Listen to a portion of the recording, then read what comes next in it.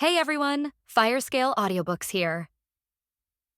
If there's a novel you'd love to hear more of, you can support us on Patreon or Ko-fi. Depending on your tier, I'll make extra parts just for the stories you're most excited about. Usually I can only upload 4 to 5 parts of each novel, but with your support we can go beyond that. And of course, don't forget to hit subscribe. It helps more than you know. Jon remained in his tent with his wife for the next few hours, her body pressed against his. "You knew," Serena began, taking his hand and gently pressing it against her belly. "I've already decided on the name of our son," she said. "You have? I thought we'd still talk about it once we got back to Artica," Jon said, raising an eyebrow to her blue eyes. "Yes, but there's a name I wanted to give to our first baby," she said, her gaze filled with expectation for Jon. "And what name do you want to give him?" Jon asked, curious about what his wife was planning. "Jon," she said, tightening her grip on his hand. Jon was confused by her calling him. "Jon, that will be his name," she decided, leaving Jon surprised. "My name? You want to call him Jon?" He was taken aback. "Yes, Jon Artica, the second of your name," she said with some determination. "Well, it's not bad. I'm just quite surprised by it," he spoke, stroking her belly. "But it's a good name. Shall we call our son that?" she asked. Jon ended up nodding. "All right, we'll call him Jon," Jon decided, imagining their son. "I'm looking forward to having our little Jon, me, you, Ygritte, and her daughter, according to what she told me," Serena commented, and Jon nodded. They talked and ended up dozing off against each other at that moment, spending the next few hours as night began to overtake the day. Jon was only awakened when one of the royal guards informed him through his wolf in the corner. Jon opened his eyes, moved his sleeping wife to the side, and began to get out of bed, donning a robe after he had taken off his tuxedo to sleep with his wife. He approached the exit, while everything was already dark and his camp quite bustling at this moment with the men and women of Artica gathered there. "My king," the royal guards at the door greeted him as they saw Jon approaching. "What's the problem?" Jon asked, shifting his attention from the party happening in the middle of the camp to his 2 royal guards with a man dressed in Tyrell armor. "This is Ser Nudum Ambrose." The man introduced himself before his men. "And how can I help you, Ser?" Jon inquired. "I am here on order from my lord, to invite you and your family to the banquet happening at the castle," he said, appearing quite arrogant. "We are not interested tonight. Ser, tell the Tyrells that we are a bit tired from the journey and will have to schedule a banquet with your family at another time," Jon said with a stern look at the man. "I understand. You should not refuse such an opportunity due to your birth." The man simply grumbled, and before he could react, a sword was already at his throat. "You should have more respect for your life, Ser. You think you can come here to offend my king, unless you want to live less." The royal guard spoke with a dangerous tone, despite the knight being quite surprised. After all, he didn't even have time to react if that man wanted to kill him. He still took some courage and scoffed. "You savages think you can lay hands on a knight of this kingdom. You will be dead before dawn breaks," he said. However, what he didn't expect was a punch coming his way, and before he could react again, the punch crushed him, burying his nose while Jon himself was hitting him at this moment. The sound of breaking bones was faintly heard as he fell to the ground, rolling several meters, and many men saw that scene, stopping their festivities and looking intently, waiting for any enemy action to fight as well. Everyone was surprised that it was the king himself hitting the man who was dazed by it. His face began to drip blood like a waterfall, and he looked at Jon with surprise and fear. You broke my nose," he growled, but still fearful looking at anyone who might still attack him. "This will not stand. I will speak of this to the nobles. You will pay for hitting a Tyrell knight." "You bastard!" He snarled and began to leave. Due to calling Jon a bastard, many men were about to stop him, but Jon raised his hand to let them halt. "Let him go," Jon said, and they let the man leave quickly, leaving a trail of blood behind him. "Why let him go, my king?" a royal guard asked as many awaited Jon's response. Jon just smiled. "I admit, if it were another time, I would have broken his bones, but let's let him go for now." Jon addressed everyone. "After all, I want to see the Tyrell's stance on this matter. because it will be a good opportunity to decide if we need to take precautions and alert the fleet to be ready to act at any moment or not. Jon explained, wanting to see how his future trade partners would react. Serena emerged in a dress, asking what was happening. What was all that commotion? Nothing you need to worry about, my love, Jon said, taking her face in his hands and giving her a kiss on the forehead. His gaze returned to the guards. Stay alert and don't let anyone else come too close, and do not allow anyone from the Ambrose family to set foot in this camp. We are canceling any trade agreement with them, Jon declared, seeing it as a good way to command respect by disregarding the families who try to meddle with him and his family. He looked at a Tyrell man approaching, one of the guards left by the family to help secure the camp. You explain what happened here. I'm going to be with my men, Jon said as one of the royal guards nodded, with Jon heading to the center of the camp, where everyone was gathered with his wife by his side. Jon, Arya approached, still in her training clothes and a bit dirty. She hadn't even bothered to take a shower, choosing instead to eat with the others. What happened? She asked, since the punch had been seen by half the camp.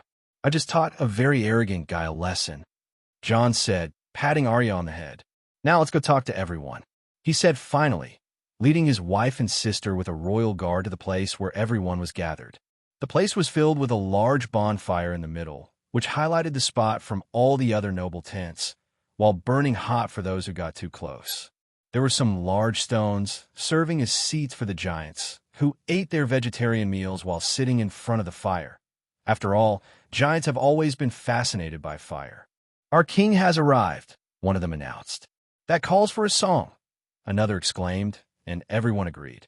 They raised their mugs in a noisy toast and began to sing a song while one looked to another cheerfully, starting with a dwarf leading the group. In lands where the snow never ceases, he said, and another began to continue. Under the boreal sky, our eternal home. The hammer echoes strong in the promise, a third said, standing up and striking a pose. Of Artica, where the brave thrive. Another spoke, pointing to one of the Artican flags scattered around the camp. In forges hot as the heart of a volcano, steel and iron bend to our will. We sing in unison our song, celebrating strength, courage, loyalty. A whole group began to sing at this moment. On the ice steps, fierce battles we fight, with hearts burning and spirits of titans. In cold lands where our dreams are engraved. Our home, our refuge, our mountain. They were good, synchronizing movements and keeping the rhythm of the music as always. Come, O wind of the north, tell our story of dwarves under the light of the glorious aurora. In every hammer strike, our art, our memory, Artica shines forth, powerful and victorious.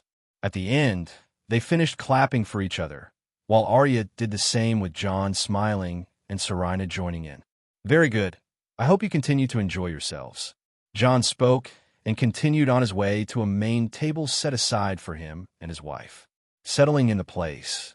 Bring anything my wife wants. For me, a glass of whiskey on the rocks is great, Jon said as they were served by an Artican woman, placing dishes on their table. Arya soon joined them, leaving the dwarves, and they continued enjoying the evening at the site in a joyful and festive atmosphere, especially as a group of people picked up musical instruments and began to play for everyone there. But this could not be said for the other side of that place. The sounds of laughter and music playing in the Artican camp quickly became a highlight. Lesser nobles and guards or soldiers who were left in the camps of the nobles, due to not being important enough to enter the castle with the invitation from the main family of the kingdom, heard how the camp was at that moment. After all, besides being quite bright with that bonfire, the sound was too loud. They seemed quite joyful, said a guard who was overseeing the camp under orders from the Tyrells. Are they like this beyond the wall? I thought they were calmer people, worried about not freezing their own balls off. Another spoke. You talk as if you've never seen how rich they are. They produce their own food, so it can't be ice where they live, he gossiped to his colleague. Well, it doesn't matter. We should just keep an eye out that no one tries to enter this camp of savages. A third mocked to the two. But it looks so good. I wish I were there too. One of them couldn't help but complain. Meanwhile, outside the castle, inside there was a grand event happening as the great nobles gathered in the main hall of the Tyrells. Everything seemed typical of a grand noble party, as all the main nobles dressed impeccably to show off their status to the sound of bards playing in a corner of the hall. The elite of the people of this kingdom were chatting quietly, talking about news and gossip, while some couples gathered in the middle of the hall dancing. The main thing at this event was the goods that Jon had made available to everyone, with the intention of showcasing these products to the people there to get used to and become interested in them, and they seemed quite perceptive to the Artican items, especially the ice as a novelty that they had never experienced there.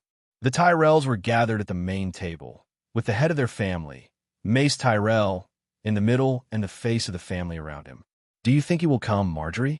Marjorie asked her grandmother, a bit curious, while Olenna just looked at her, maintaining a closed smile. "You seem curious, but I believe he won't. He's not the type to blindly walk into the thorny garden. That's why I sent a specific person, since I'd like to see his reaction," she spoke. After all, just as Jon wanted to test the waters, Olenna was doing the same. Both were players starting to play against each other. Before Marjorie could speak again, something happened at that moment as the door to the hall opened, making everyone look towards it with the force with which it happened, while a man with a bleeding nose began to enter and a maester right behind him, looking quite worried. "You must stop the bleeding," he said, but the man didn't hear him as people made way for them, especially the women not wanting to stain their dresses with blood and looking at the man with disgust and a certain horror.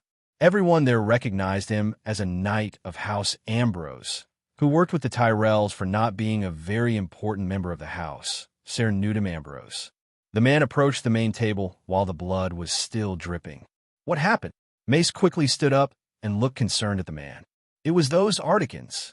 The man growled, while everyone looked at him surprised. "What do you mean by that?" Willis spoke now, before his father could say something foolish. "They're savages. I was inviting him here according to your instructions, and that, he was going to say, but didn't have the courage to finish. After all, it could be bad for him. He hit me and broke my nose," he finally spoke. "Are you saying Jon Artica hit you?" Olenna spoke for the first time, while even the music of the bards had stopped, and she looked with a gleam in her eyes at the man, already guessing the answer. "Exactly. I want retaliation for what he did," he demanded angrily. And soon the hall entered into various people murmuring with each other, but the nobles were waiting to see what would happen with this type of situation. "Mother." Mace was a bit lost while Olenna nodded, returning her attention to the knight. "Let me see if I understand." She began, drawing everyone's attention. "You said you want to invite Jon Artica here, and he punched you? If you know that although our guests come from beyond the wall, where we only know them as savages, I doubt he would attack someone so easily," she said as everyone continued to gossip even more about the incident, murmuring among themselves. The man seemed a bit lost with this. After all, he didn't expect this type of questioning, since the group was a bunch of savages coming from the north, and he should have more weight in his words than those savage people. Seeing the man unable to answer, Olenna then continued mockingly. Let's suppose," she continued teasing, "nobody punches someone out of the blue, even people coming from beyond the wall, and you're saying a 15-year-old boy hit a 30-year-old man? It's hard to believe." She spoke in her ironic tone, while several laughs began to spread through the hall, embarrassing the man. The knight looked a bit shriveled with that, clearly not liking this type of questioning, but he couldn't do anything about it. "I demand retaliation," he still requested. "You provoked him and got what you deserved. I told you, do not provoke them so easily. Now, you of House Ambrose will probably receive some retaliation from him. After all, the products we're trying tonight are exclusive to them. It will be a pity if the family cannot consume them as a requirement from our guests," she said, while his own family seemed quite somber with that. Imagine being repudiated and boycotted while the entire kingdom receives products. Nobody wanted to go through that. The man seemed quite lost, seeing that things were not going as he predicted. After all, he's a knight of the kingdom against savages from the north, but he was seeing that he was hasty in provoking that boy. After all, he wanted to earn the sword on Jon's waist. "Can you leave us, Sir Knight? The maester should take care of you, and I would recommend you leave here tomorrow." Olenna concluded. But it's the fair, the man spoke. After all, he would be competing as a knight. You provoked important guests, so we cannot ignore that, she finally spoke, as the entire hall fell silent. The other nobles were quite surprised, as some of them had hoped to provoke the Articans, but now they would have to think twice seeing the support the Tyrells themselves had for them. Are you sure about this, Mother? Mace asked beside her, as he would clearly stand by the knight. You really are an idiot. It's good that I speak and you stay quiet. Olenna did not miss a chance to mock. But Mace tried to speak again. Just stay quiet. It's the best thing you do, she spoke again, while he shrank under her words.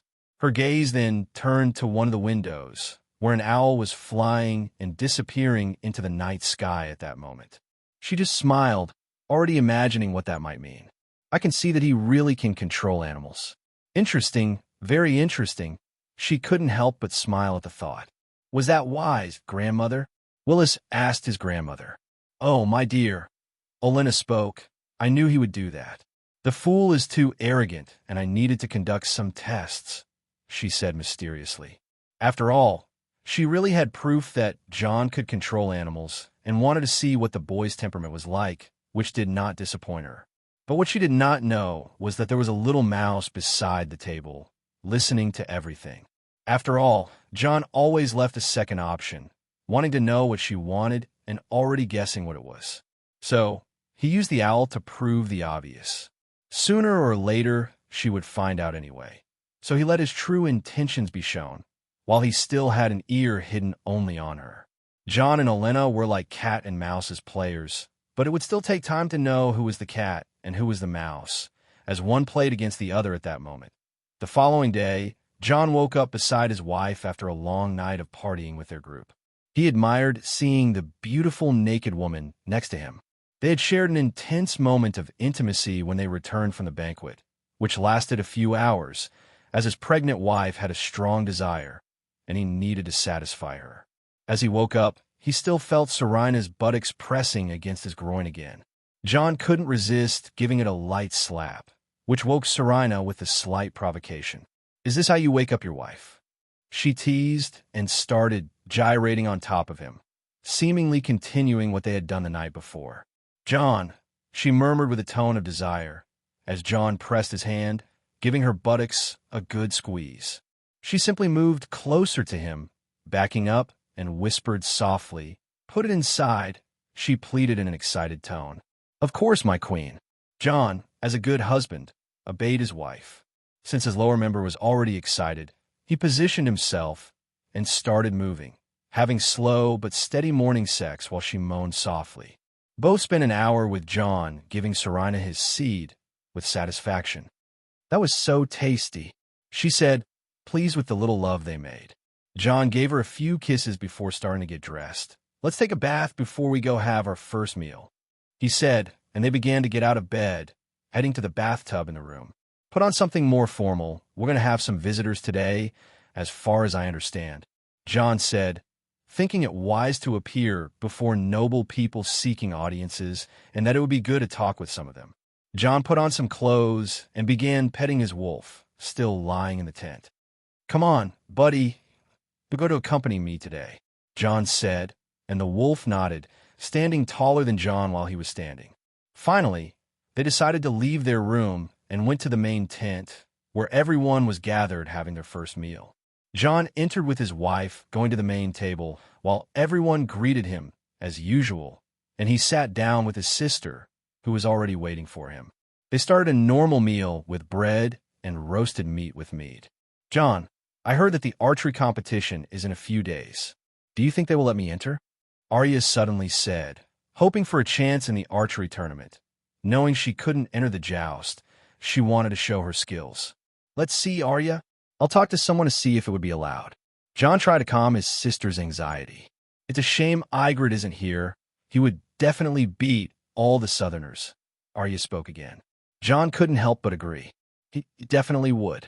Serina also commented with a small smile. As soon as they finished their meal, a royal guard appeared to speak with Jon. "My king, there are messengers from noble families of the kingdom, wanting an audience with you," he said, and Jon knew it wouldn't take long for this to happen. Tell those who want an audience to come to the camp in 2 hours. Jon asked to notify the messengers, and his guard began to leave. He turned to the men managing the camp like Ziller, one of the royal guards. "Did you catch all the little thieves from yesterday?" Jon asked, discussing another matter. As expected, there were some theft attempts by people trying to enter the camp, some of whom the Tyrell guards caught, others who passed through the sentinels, being caught by the wargs already waiting for them as soon as they entered the camp, using their animals to detain any of them. "They were caught and placed in cells waiting for your orders, my king." Ziller spoke, and Jon thought about what to do with them. Perhaps he would have to talk with the Tyrells later. After that, they continued the meal quietly until they finished. As soon as the whole camp had eaten, Jon asked for some people responsible for cleaning to organize the whole tent. After all, he had a very important meeting following. All the leaders reconvened, this time with more wargs present. They had the tent to themselves. "Well, here we are again," Jon said, about 16 hours since the last meeting. "Let's begin." He spoke again before looking at everyone. "I want to know what you found out about our neighbors and the people from the noble camps." He had tasked nearly all the wards in the camp yesterday to pay attention to all the discussions happening there and what people thought of them. A man then started, "Well, my king, as you know, stop beating around the bush and just say it." A grumpy dwarf snapped at the man, who sighed before continuing. "Our situation here is not very favorable. Something you already expected," he said, and continued, "They don't judge us much like savages. They're idiots. We wear far better armor than those poor saps from the south." Another dwarf complained immediately. "The nobles of Westeros are like that," said the Minister of Foreign Affairs, familiar with how arrogant people could be here. "Anyway, what's their plan?" Jon asked, eager for updates. "Well, they plan to do the same thing that Knight tried to do here. Provoke you so you would strike him and they could claim a justified retaliation. After all, they want to profit greatly from us because of our position. They are mainly eyeing your sword, my king, which is made of Valyrian steel," he said. "That's not news." Jon nodded, finding such a demand ridiculous. "Let them try then, but I won't be merciful," Jon declared, as he had to prove that he would not be an easy person to meddle with, nor would his people. The meeting continued, discussing various topics, until Jon finally went to receive his guests in a specific tent for that purpose. As the messengers were called, the nobles began to appear at the camp. The first to arrive was none other than Lord Paxter Redwine, accompanied by a chubby young woman and his eldest children. "Lord Paxter Redwine," a man announced at the entrance. By his side, his eldest son and heir, Sor Horas Redwine. Next to him, his twin brother, Ser Haber Redwine. His daughter is also present, Desmara Redwine. "You are in the presence of the king of Artica, lord of the lands beyond the wall." The man maintained the protocol. Lord Redwine was used to this, but frowned a bit, and his children looked worse, regarding Jon with some disdain in their eyes, while his daughter seemed to look at Jon with a sparkle in her eyes. "King Jon," he finally said, nodding his head in a respectful greeting, while Jon raised an eyebrow at this. The man was clearly flattering, and the way he seemed eager to present his children, especially how his daughter was looking at him, indicated he wanted something more than just trade. "Lord Redwine," Jon greeted him. They began to converse while the man essentially praised his camp, his men, his military equipment. "I am very fascinated with all the equipment you have, ahead of any house in Westeros." He continued.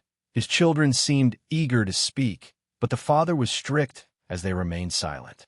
"King Jon," he began, "I would still like to purchase armor made from your famous Elden metal that I've heard about since your adventures in the north. A custom order, I'm willing to pay 50,000 gold coins for one," he said. Jon knew something like this would happen soon.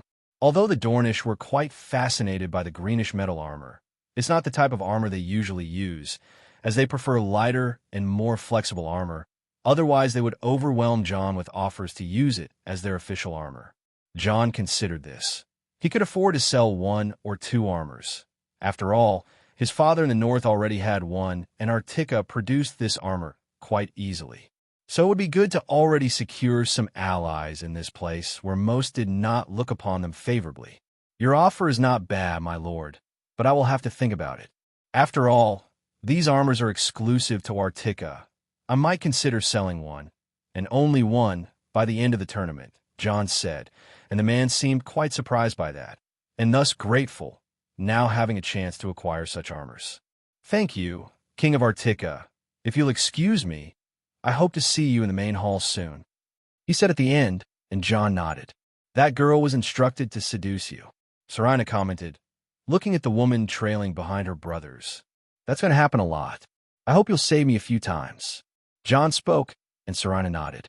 After that came the Ambrose family themselves, with an apology for what their knight had done the previous night. Finally, a middle-aged woman appeared, seeming that Lord Ambrose was debilitated from the melee competition. Lord Jon, we are very sorry for what happened, a woman spoke. Serena looked at Jon, wondering what he would do after being insulted in such a way. What happened yesterday? Jon was going to speak, but suddenly a royal guard entered, visibly angry. My lord, that knight from yesterday, he's here, demanding a challenge. Jon heard his royal guard, raising an eyebrow and looking at the woman, who shrank back. King Jon. She even changed to referring to him as a king now. I know nothing about this. It wasn't my intention or the family's. This knight no longer represents the Ambrose family, she said. Jon looked at her for a moment and sighed. If he wants a challenge, then he shall have one. If I kill him, I expect no movement from your family. Otherwise, forget about future negotiations, he demanded, and the woman, although a bit surprised by that, nodded her head quickly. Jon stood up and began to walk outside, where many Articans were glaring at the knight, thinking he might demand a fight to the death with the king without going through them. My king, let me fight him, one of the royal guards spoke, but Jon put up his hand to stop him. He continued walking to the front of the camp where the man with his sword was. He stared fiercely at Jon, while Jon maintained a calm demeanor and decided to speak. You demand a fight with me, but what do you have to offer? After all, I have many men who could fight on my behalf, Jon said, while the woman from the Ambrose family stood behind Jon, a bit worried about the situation. The man seemed a bit lost for words, but soon growled at Jon. You're just a coward then, you're not a king. Then suddenly, a giant began stomping on the ground, raising his massive sword, startling everyone who was an Artican, watching the scene. Even the brave knight seemed to stumble as he fell backward, scared when he saw the giant with the size of that sword approaching him, ready to kill him. Weren't you the brave one just now? I see you've lost your courage to breaker of rocks, a dwarf snarled, laughing at the man and speaking of the giant's nickname. Many Articans began to laugh and mock the knight. But Jon raised his hand once more. Wait, Jon gave the order, and the giant stopped. It's all right, he has nothing to offer. But if he wants a fight, we'll have a fight. Jon spoke and began to draw Dark Sister and approach calmly. The man was even more frustrated by the humiliation he was receiving at that moment. Arya looked on with bright eyes at her brother, as Jon was the man she admired most in the world, and Serena was no different, trusting that Jon could handle this easily. Indeed, there was no one out there who could beat him, something she trusted unconditionally. Jon approached the man, while everyone backed away. The man stood up. He was in armor, taking off his helmet that was off at this moment, in contrast to Jon, who was in casual clothes, but always kept his two swords wherever he would go. The sound of approaching horses was heard, and Garland approached with some guard from his house at that moment. What's happening here? He demanded, mainly from his men who were already on the site, still awaiting the Artican camp. The crowd of onlookers from other camps also began to approach and grow.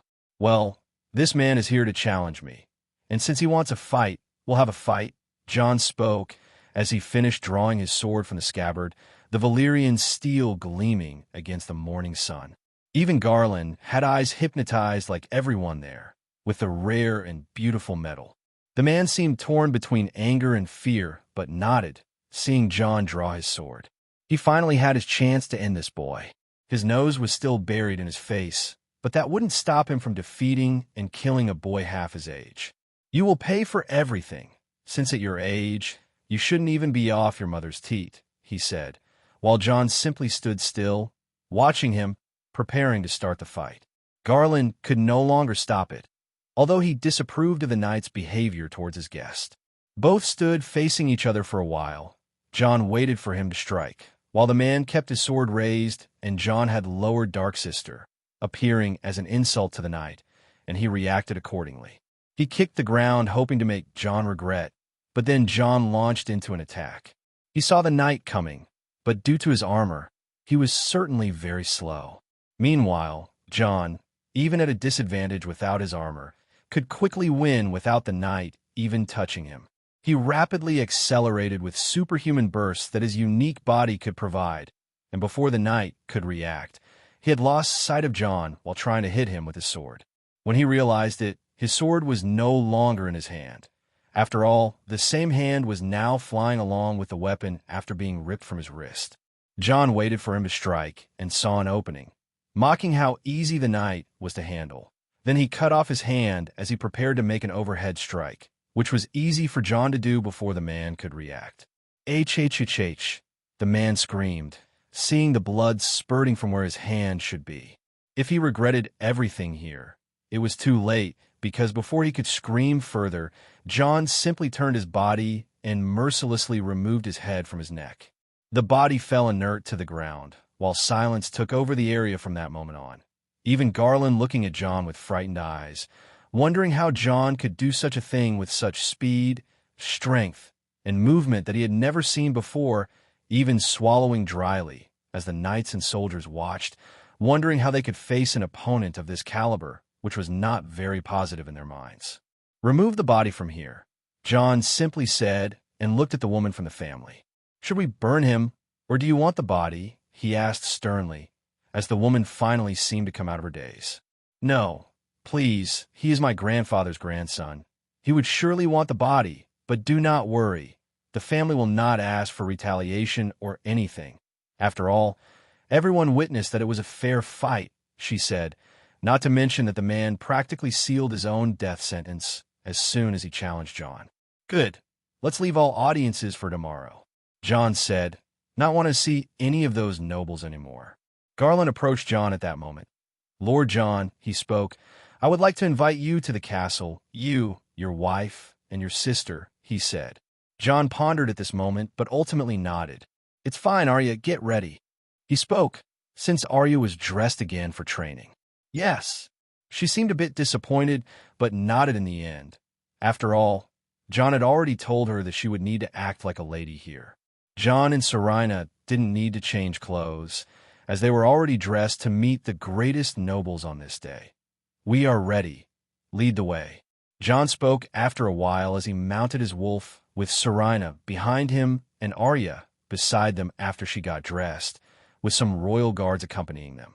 They began to walk to the castle where they would have their first encounters, interacting with the Tyrell family for the first time, and so they followed.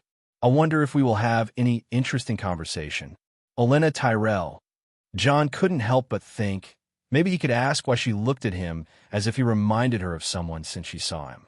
Jon's wolf continued walking ahead of his group, alongside Ser Garland, who occasionally cast glances at Jon. "I've never seen anything like it. What style of fighting is that?" Garland asked after witnessing how Jon had maintained a stance he had never seen before, one that had been lost a long time ago, with Jon rediscovering it through Greensight, similar to Daemon Targaryen during the Dance of the Dragons. Jon's style involved using two blades, wielding Dark Sister on one side and an Elder sword on the other. However, he adopted a different stance when wielding a single sword. Jon fought with speed, despite his strength being greater than any man's, giants included, who could not face him. Perhaps only Serena might surpass him in this regard. Jon prioritized speed in his combat. Not even Oberyn, who specialized in such, stood a chance against Jon and Dorne. "I was lucky to learn something like this," Jon commented. "Did you learn this beyond the wall? It's hard to believe. You must have brought a master from somewhere." Garland couldn't help but ask. As a knight, the martial arts always attracted him, especially since he had to maintain control over the Tyrell vassals. Tyrell vassals. His father was not suited for this. His elder brother was inappropriate due to a serious issue with being lame. There was Loras too, to help in a potential war, but he was still very young, despite being an excellent knight. Maybe John simply left it hanging, not wanting to answer the question. Garland did not comment. Though he wanted to know more, he would not press this man. "They are looking at us with fear." Arya, coming behind with her wolf, pointed to a group of people at the tents. "They're talking about John." Serena commented on her horse, with a small smile. Normally, they would be there to see the giant wolves, but John was the topic after all. The news that he had killed the knight who offended him the day before had spread like wildfire through the camp. They continued on to the castle, the place once again stopping to let John pass, something quite common with curious looks for a man and a girl riding wolves larger than horses. At the entrance of the castle, Willis and Marjorie were waiting calmly. They waited until the group approached to dismount from their rides, with 5 royal guards on other horses accompanying John and his family. Everyone approached Garland and the 2 hosts. John noticed Marjorie's gaze on him, but ignored it and focused on Willis to greet him first. "Lord Willis," he said, and then turned to Marjorie. "Lady Marjorie," he said with her looking at him with a sparkle. Marjorie's gaze on John was not just because she found him attractive, the most handsome man she had seen, but also for how brave and unbeatable he was, earning some respect as he maintained a firm stance against her grandmother despite the prickly words. But John acted with his head held high, something she rarely saw, maybe only in Lord Redwine and her grandfather, Lord Hightower. However, John was just a boy her age, which impressed her greatly. The event of yesterday also helped her to have more intense eyes for the man who was king of a nation beyond the wall. His resilience, and even how unbeatable he was, breaking the nose of the man who offended him, and even killing him this morning, according to the rumors, as if he had slaughtered an animal. Rumors about John slicing through armor with his Valyrian steel sword, as if slicing through cheese, were a subject everyone talked and exclaimed about from the camp, with looks of fear and even greed beginning to appear. After all, the Valyrian steel had proven its worth there. "King Articano," Willis greeted, while John, who did not care much for his titles here in the South, was surprised that people were calling him correctly lately. Willis continued with the rest of the group. "Queen Serena, Lady Arya, and sirs." He greeted everyone despite the royal guards wanting to correct Willis. John gestured with his hands for them not to need to do anything like that. "King Articano, Queen Serena, Lady Arya, and sirs." Marjorie greeted them. After Serena and Arya also greeted them, Willis decided to continue. "Would you like me to accompany you in the castle, King Articano, while my sister takes care of your wife and sister?" He asked respectfully. "Yes, there's no problem with that," John said, since he had already spoken to them and their guards about it. After all, Serena and Arya could take care of themselves if Olenna tried to approach them before him, and he had some eyes and ears on them all the time. "Please follow me. We'll take your wolves to the kennel," Willis requested, and John began to follow. One of the royal guards stayed with him, while the other 4 accompanied his family, one of the royal guards being a woman. "Impressive creatures," Willis couldn't help but comment, looking at the 2 wolves following behind John and his guard. "They are," John commented. "Are they tame like this?" It was still hard for Willis to believe that there was a mystical animal walking calmly without trying to kill anyone and even maintaining a calm atmosphere, almost like a tame dog. "Depends. You wouldn't want to be their enemies."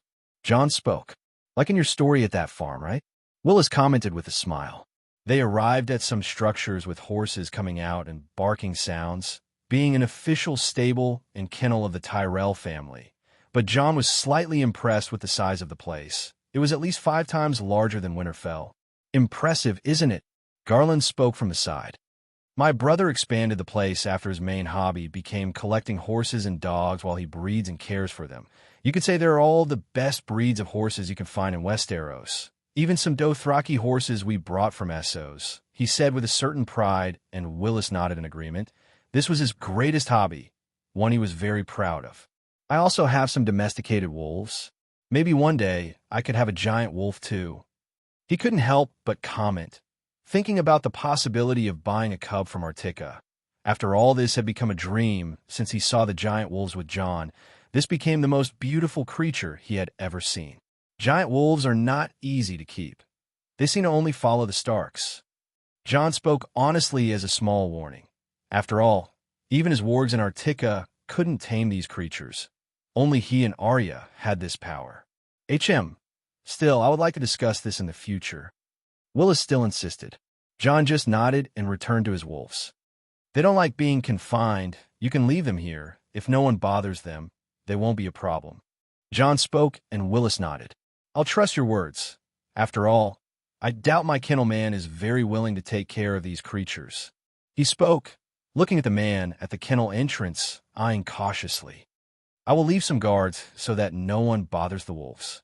He also commented while Jon nodded and commanded the wolves to stay there, enjoying the place and not bothering anyone there, since they already had many eyes around them from guards, servants, and other nobles attached to him.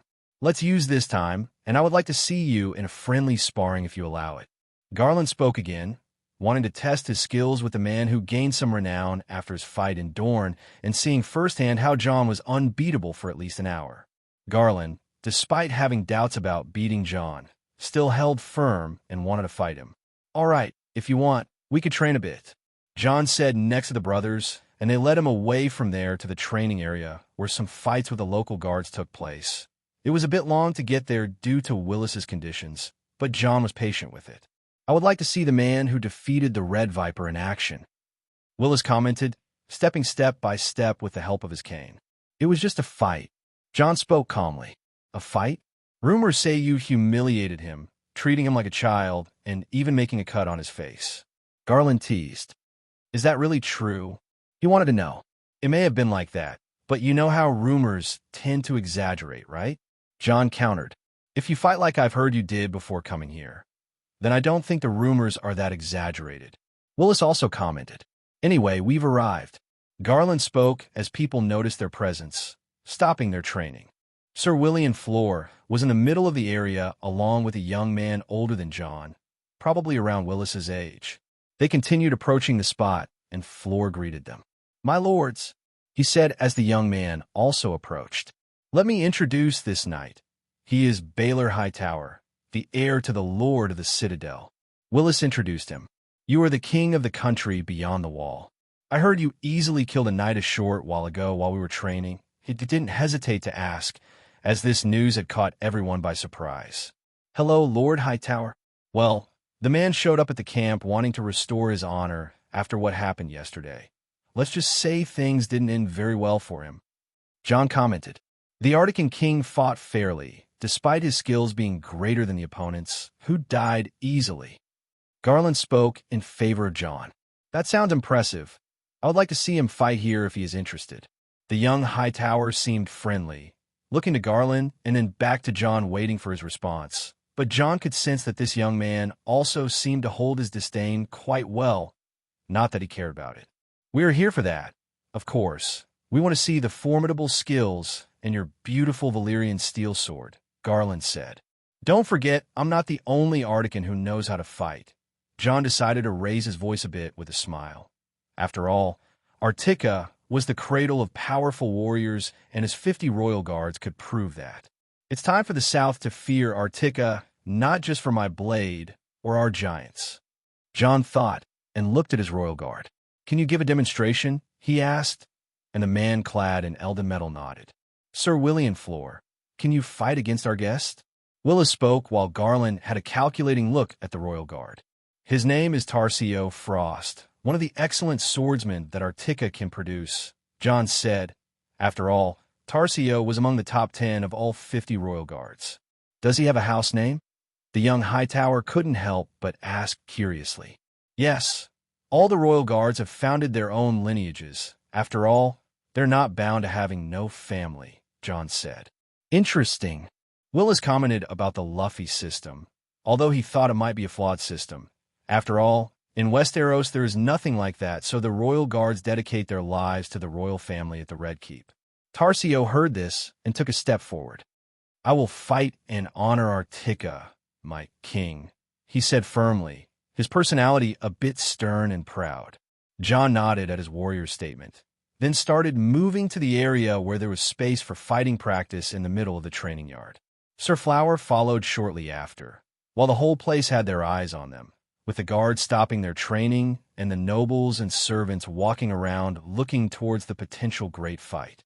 "I hope you don't get too tired wearing that armor," Willienflor commented, studying the Artican warrior who simply nodded, not caring much about the comment. "It's fine," he said. After all, his armor was lighter than they could imagine. Then, both positioned themselves, facing each other, touching the hilts of their swords. "Does he also have the same fencing techniques as you?" As the men faced each other, Jon was next to Willis and Garland, with young Hightower also accompanying while they maintained a line at a distance. Garland, who was curious, asked this. Jon looked at him and shook his head. "No, the royal guards of Artica are chosen regardless of their fighting style. Each one wields the weapon that best suits their style. We have guards who use axes, swords. They just have to prove they are fast and powerful enough to take on the role," Jon spoke. "You even have a woman as a royal guard?" Willis commented, noticing the woman wearing the same armor, but tailored for a feminine body. "Yes, we have 5 of them in the order," Jon replied. "They're starting," Baylor pointed out, and Jon looked towards his man. He had consumed some of his potions, like all the royal guards, so they were stronger than ordinary people. Jon was sure it would be a good show, regardless of the opponent here. Flor unsheathed his sword, while Tarsio drew his bastard sword made of elden metal, maintaining its unique glow as he prepared for the fight. "It's a beautiful sword." The head of the Tyrell Guard couldn't help but comment, having not seen a blade of that metal unsheathed before. "This metal is the pride of Artica," Tarsio commented. "Now let's begin our fight. After all, I cannot disgrace my king," he said, and the man nodded as both took up fighting stances. As everyone fell silent, awaiting the start of the fight, both men moved quickly and clashed their swords in the air with a swift and strong strike. However, it was clear that Tarsio Frost's sword stabilized much better than Willienflor's ordinary sword. "Such good metal," Willis commented, and his brother nodded. The Tyrell Knight and the Artican soldier quickly launched another attack against each other, and a dance of attacks began, while the metal clanged and resonated like a symphony, filling the training yard. Everyone was impressed with the demonstration, seeing that even though Willienflor was not the best swordsman here, he certainly was one of the best, yet the Artican soldier was proving to be more than a match for him, as the other side was being pressured. "Impressive," Garland commented, while Hightower just nodded in surprise. Willis remained attentive, analyzing the fight. Jon merely kept a satisfied smile, unimpressed by it all. "You're good. I'm impressed."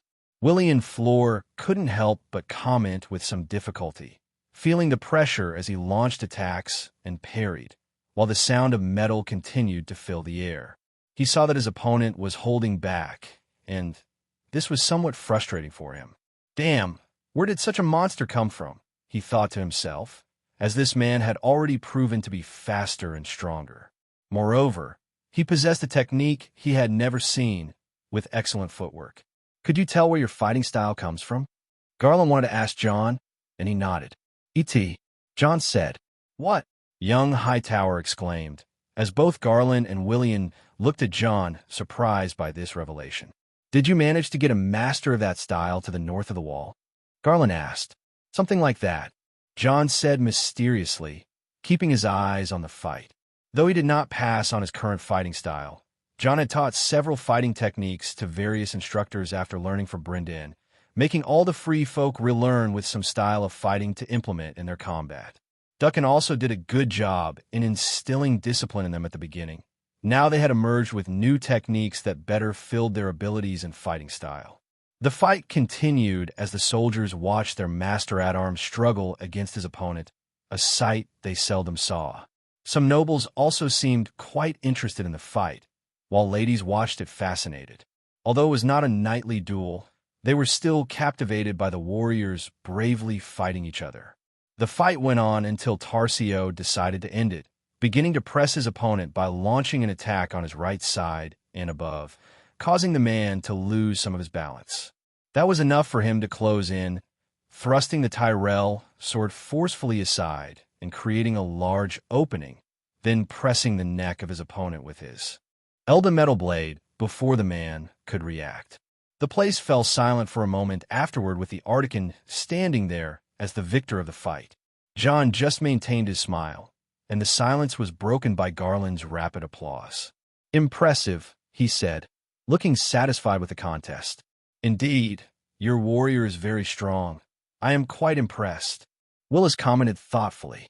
Lord Baelor Hightower also stood by, feeling the same, wondering what he would do in a fight against this opponent, as he had sparred with Sir Flor, but could not beat him due to the man having much experience in his life.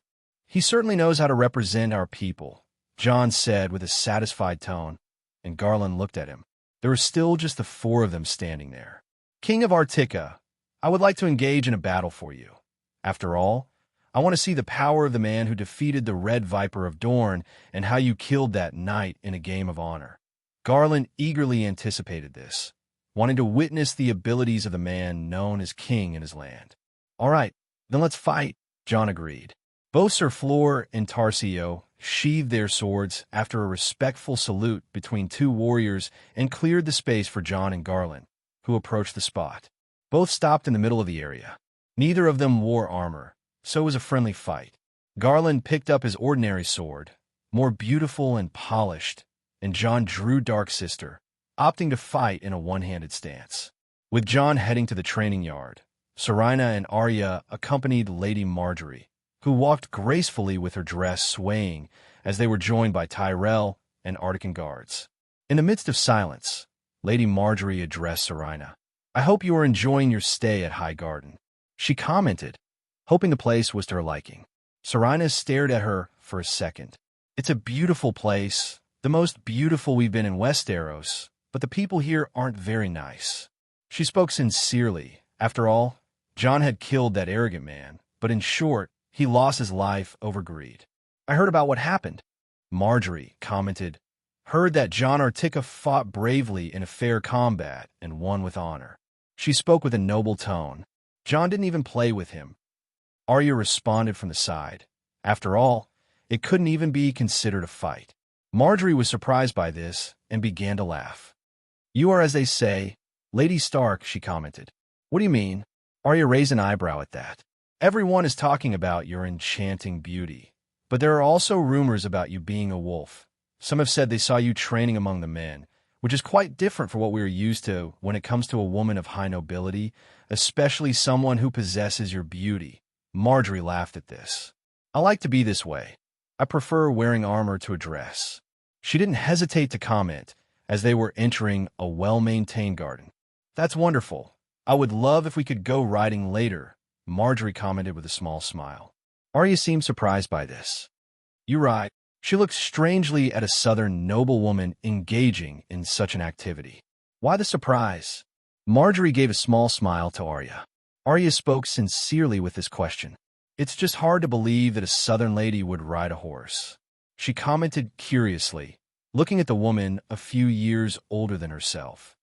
"Sansa always said that was for knights and men, since a lady's place is always being a good wife to her husband, doing activities like sewing, dancing, singing, among other things," she spoke, looking at Margaery with some intensity, thinking she was more different than she imagined.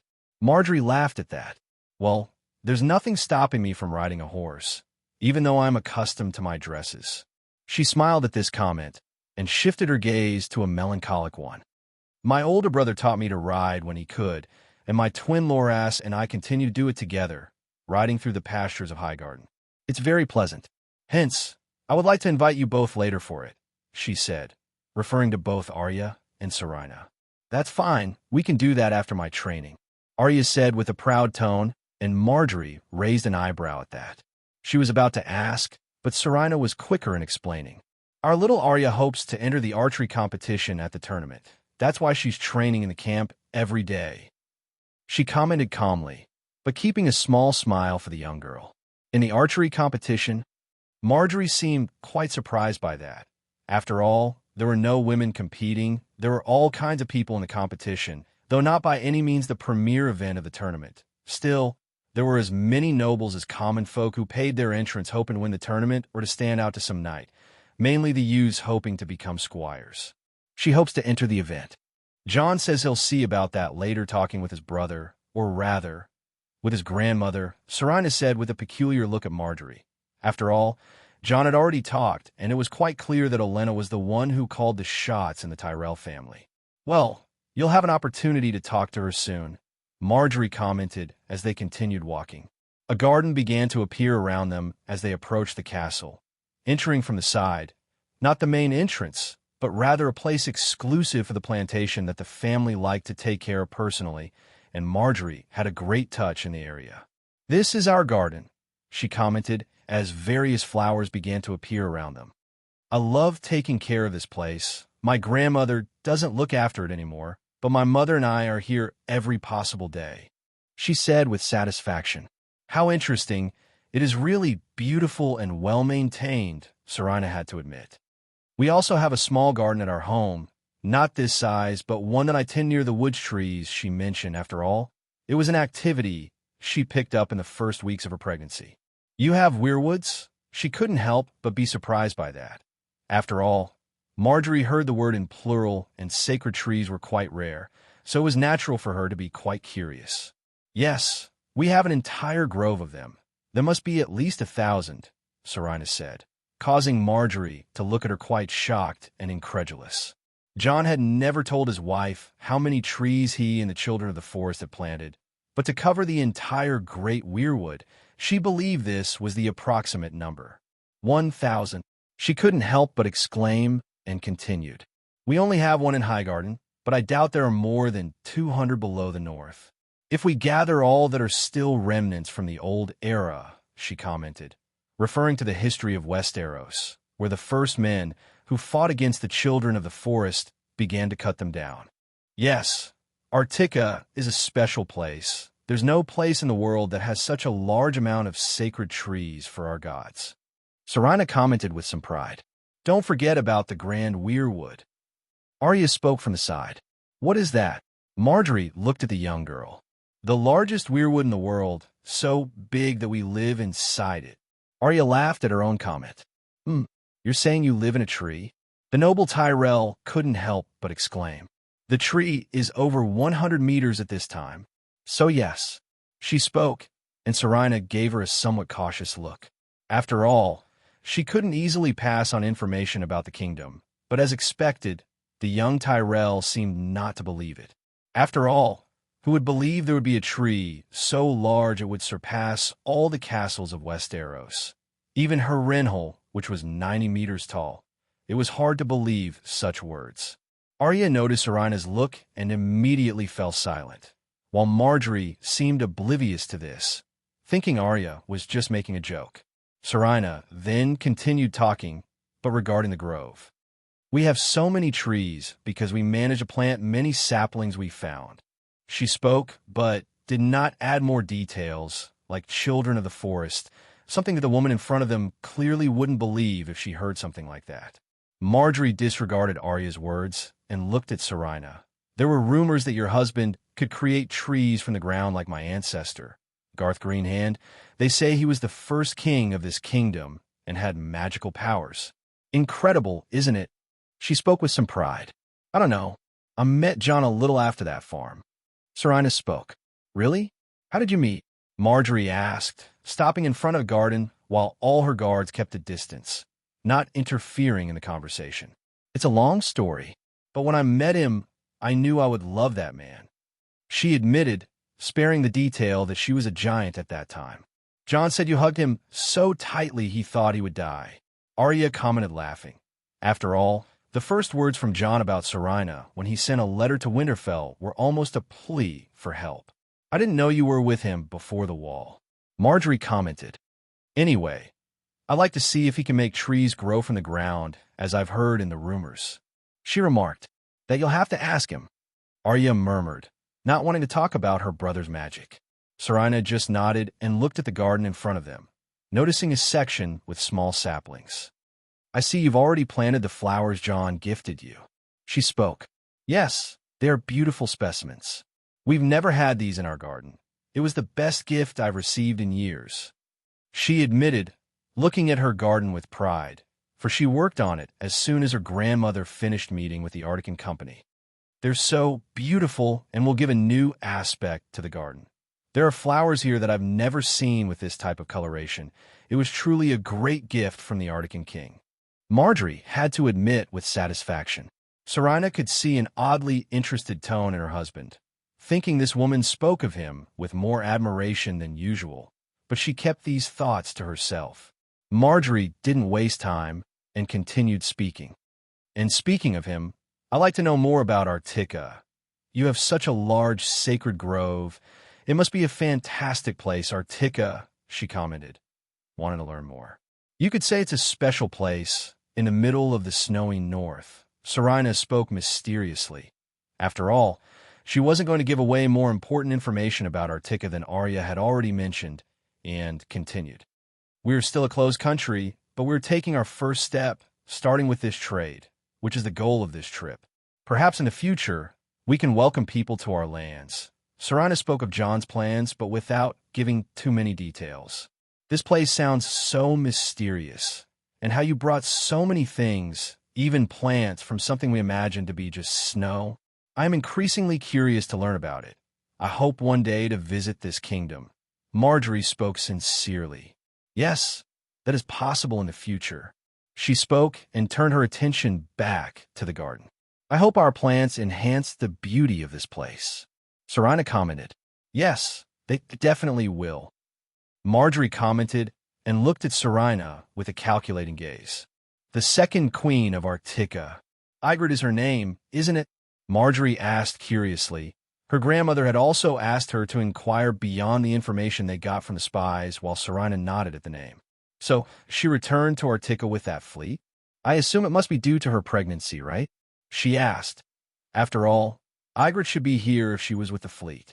Yes, my husband thought it would be better for her and safe for the girl inside her. Serena spoke. I see. I hope she has a safe journey to the north. She spoke and looked at Arya. Speaking of the north, Winterfell is another place I'd like to visit. Maybe one day I can accompany you.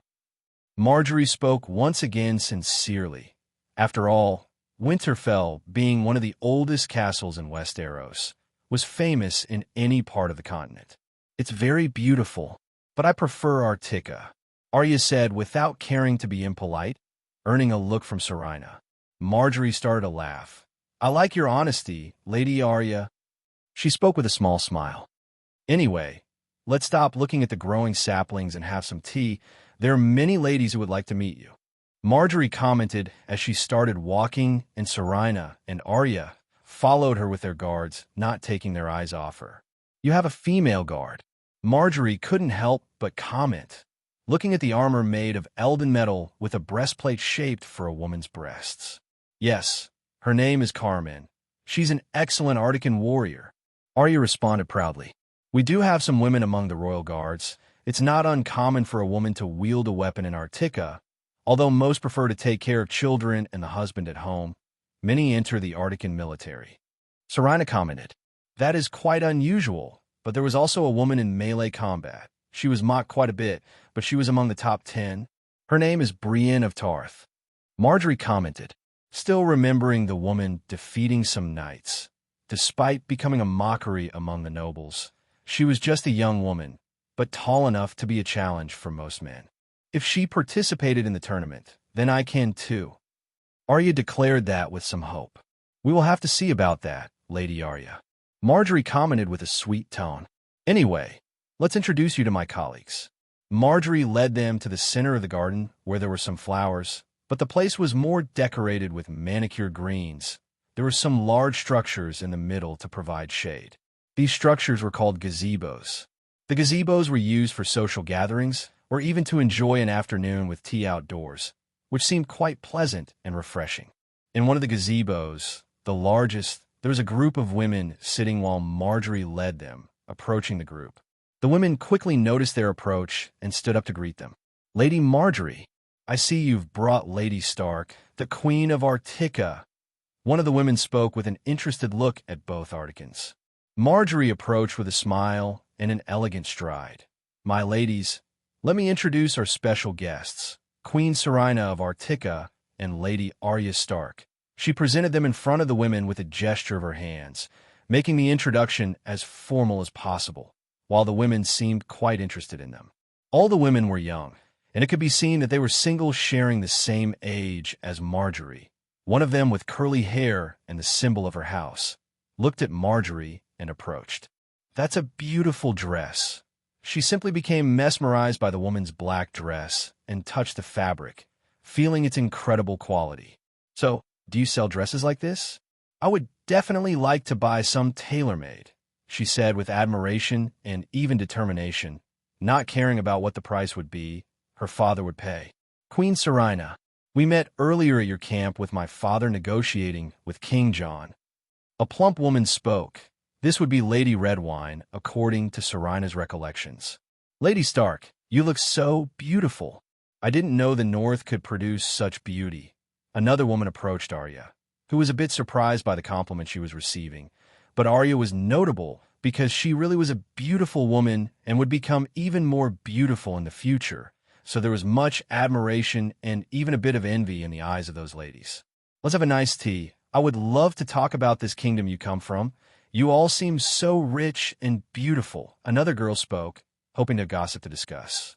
"I also want to talk about the giants and those little men," another woman suggested. Marjorie sighed and had to intervene before they practically tried to drain all the energy from the Artican ladies with their chatter. "My ladies, let's let them breathe first. Let me introduce you to them, as this is very inappropriate." Marjorie raised her voice, calling all the women there, but maintaining a smile, looking at her friends with a hint of mischief. There were at least 8 women there, and Marjorie began to introduce them one by one. The guards from all the houses present were at a distance, merely watching the women gathered in the gazebos, but not hearing whatever they were discussing.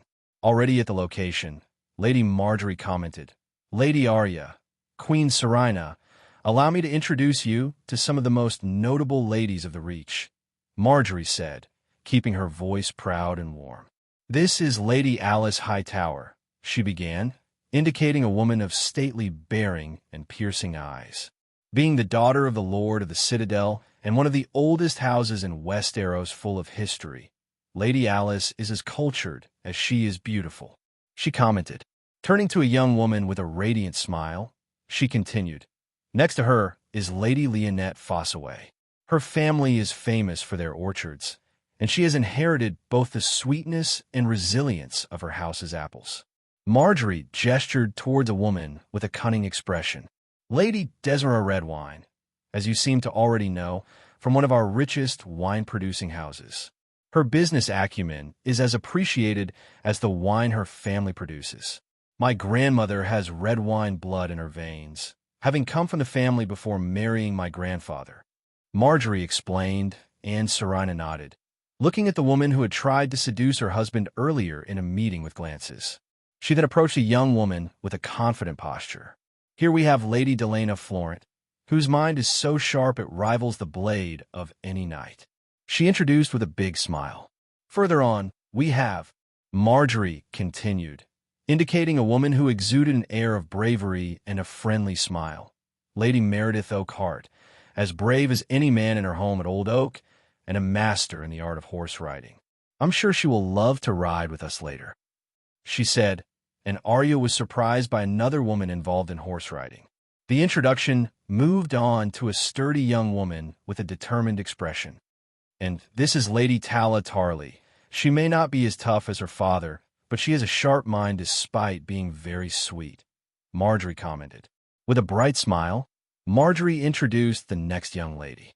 "Lady Mina Tyrell, my cousin, a star at our social events, and always an example of grace and elegance," she said, with her cousin becoming a bit shy from the compliments. Finally, she pointed to a woman whose demeanor was sweet, and Lady Eleanor Beesbury, whose kindness and diplomatic skills are as renowned as the honey of her family. Her father often stops her to participate in important business meetings. She smiled at all of them and continued, "With this, I hope we can become great friends. So let's sit down and chat a bit while we enjoy some of the finest teas our kingdom has to offer," she commented with an excited tone, and all the ladies began to sit down in their chairs, with Marjorie, Serena, and Arya following suit. These ladies would have much to discuss, while Arya and Serena, despite being heavily involved in the politics of Artica, were not accustomed to meetings among single women from the South and could not imagine how this meeting would end. I dedicated this chapter to try to delve deeper into the girls and their interactions. The first chapter one, right, not focusing on Jon. I think, should I write more about their interactions in this meeting? Olenna has not yet appeared, but she will be here soon. Anyway, I hope you enjoy it. The people of the Reach continued their morning activities as usual since the tournament celebration began. The city was teeming with shops selling goods and wares, bards taking over the square, and a few men taking a spot in a small crowd discussing the latest news. I saw it, I swear. The man who commands those giants and rides monster wolves, he killed a knight effortlessly, slashing through his armor as if it were nothing. He exclaimed to the crowd, standing atop a crate with a pot at his feet, collecting donations from those who liked his news. That must be a lie. A commoner disbelieved his words. It's true. You can see for yourself with the nobles. The speaker insisted, as he always infiltrated camps to gather information and make some money from the common folk, who loved to hear gossip about knights, ladies, and great houses, like gossip among themselves. I don't believe a savage can defeat a knight of the realm. Another exclaimed, the people having blind faith in their knights, so they didn't like what they were hearing. You may find it absurd, but it's real, I saw it too. Another commoner spoke up, and I wouldn't be so quick to call him that. Have you seen his soldiers? It doesn't matter. They won't be able to do anything. The first commoner insisted mockingly. Did you forget they killed a knight, you idiot? A woman mocked her fellow. As they argued this and other matters, the bard were also present, trying to gather every piece of news to incorporate into their songs. Meanwhile, in the castle itself, the sound of metal rang out in the small courtyard as Jon and Garland continued their duel, their swords clashing constantly, creating a deep metallic resonance that to many present was a beautiful symphony. Servants and nobles alike were enthralled. Jon, despite his unique swordsmanship style and physical advantage, held back against his opponent so as not to swiftly emerge victorious, not wanting to offend or humiliate the man before him, who so far had given Jon no reason for enmity. So, he kept pace with the fight. Go, Garland! Mace appeared at one of the windows beside his wife, watching the fight and hoping his son would emerge victorious. It seems my grandson has found an opponent he cannot defeat. The tales of the fight against the Red Viper seemed to be true. Olenna appeared beside him, walking slowly and observing the fight with interest. Though not an expert in swordplay or any martial art, she was still a political master, and that also meant reading people. So it was clear to her who was exerting effort and who was struggling. Do you think Garland will lose, Mother? Mace seemed shocked by this. He had great confidence in his son after he won the melee. Yes, she simply said, while Allery Tyrell looked concerned and her husband still stunned by his mother's conclusion.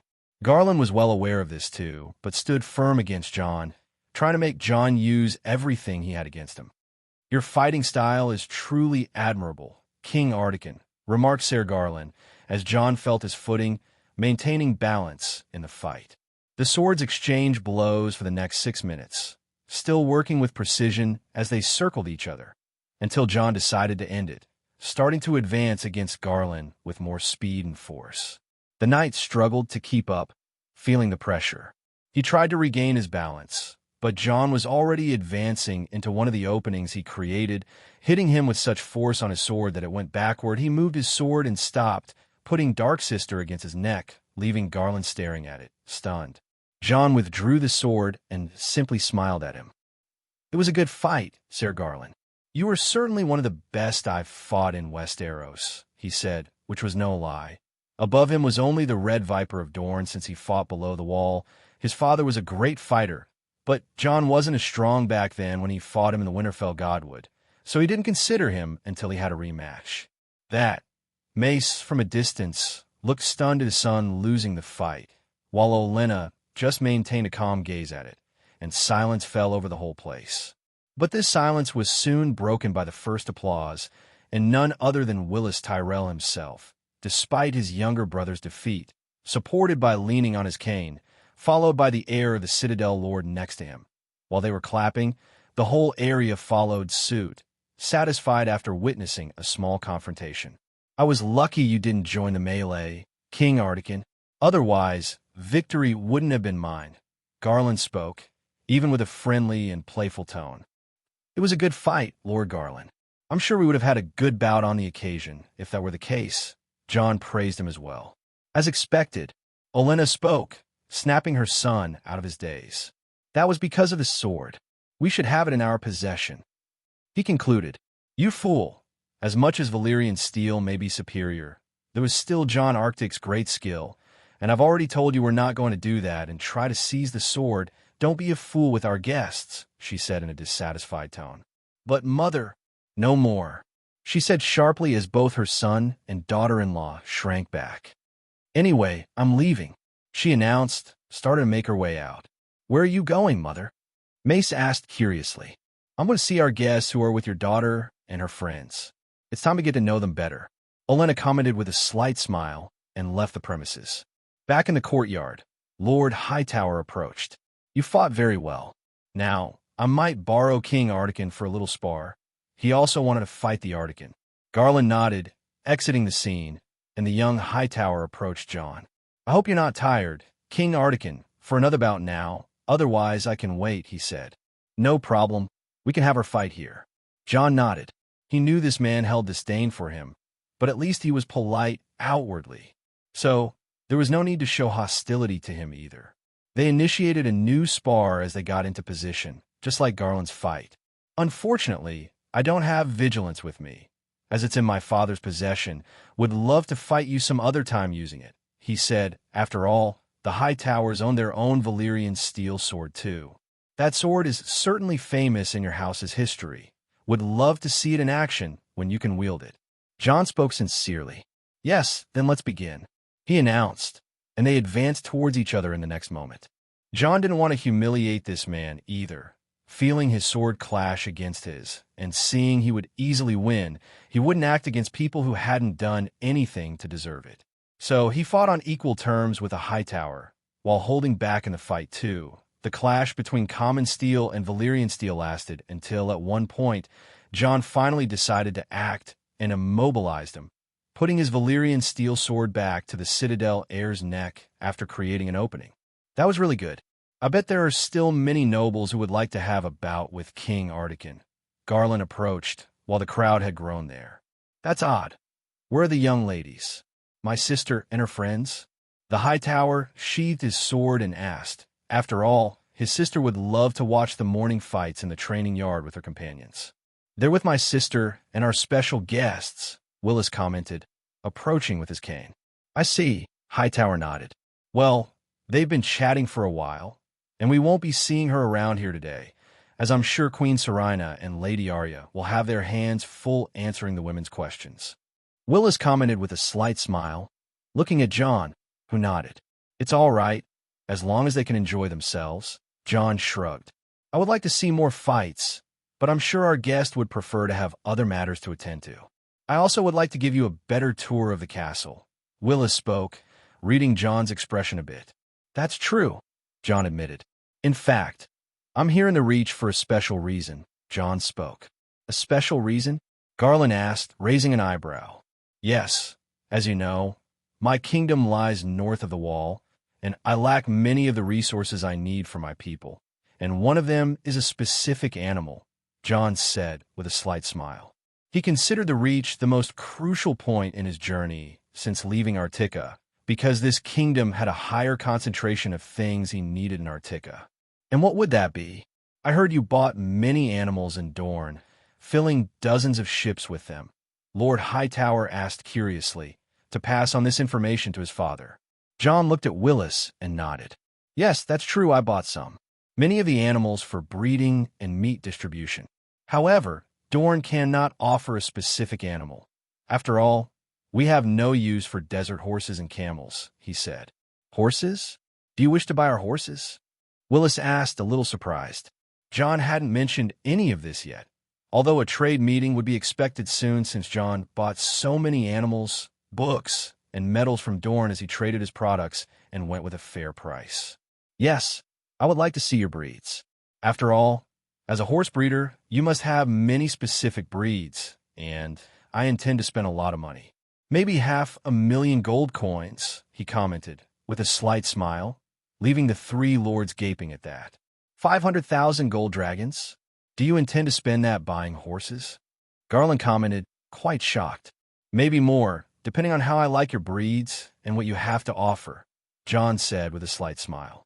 If you'll permit me, my lord, he turned back to Willis, we could look at some of your stables right now. He wanted to take a look, explore the stables he had seen before more thoroughly. Yes, of course. Let's leave our soldiers to train again, and let's head there to show you around. We'll have plenty of time to see you fight in the coming days, Garland suggested, and Willis agreed with his brother, nodding as they returned to the stables next to the kennel, where they had left Jon's wolf before. Meanwhile, in the Tyrell's personal garden, the girls seemed quite excited as they sat around that table after some servants brought teas for them. The women quickly turned back to Queen Serena. How beautiful you are! I've never seen a woman with such bright and clear eyes. Is it a characteristic of women from your land? King Ardekin is really lucky to find someone so beautiful to be his wife, Lady Meredith Oakhart commented, looking at Serena with admiration. But Lady Oakhart, King Ardekin is also so handsome. Have you ever seen someone so beautiful? She said, placing her hand on her chin, fantasizing something. How can he have those unique and beautiful eyes? Have you seen his eyes? Desmara Redwine said with a rather unique tone. How can they be so forward about Jon? Arya murmured quietly, listening to those ladies talking about Jon as if they wanted a piece of him. Another young lady spoke with a smile to Serena. Certainly, your son will be very handsome, she said, but not specifying the gender. It's a boy, Serena decided to comment. Despite the barrage of comments about her and her life with her husband, it seemed she understood that these Southerners like to gossip a lot. Really? If it's a boy, then he's the heir, Lady Alice Hightower suggested. Perhaps we haven't decided that yet, Serena spoke honestly. Jon had a different idea of an heir for Artica than the Southerners did with their children, but they would discuss that at another time. And what will his name be? Margaret asked curiously, looking at Serena's belly. It will be Jon, she said with a slight smile, touching her belly at that moment. Jon!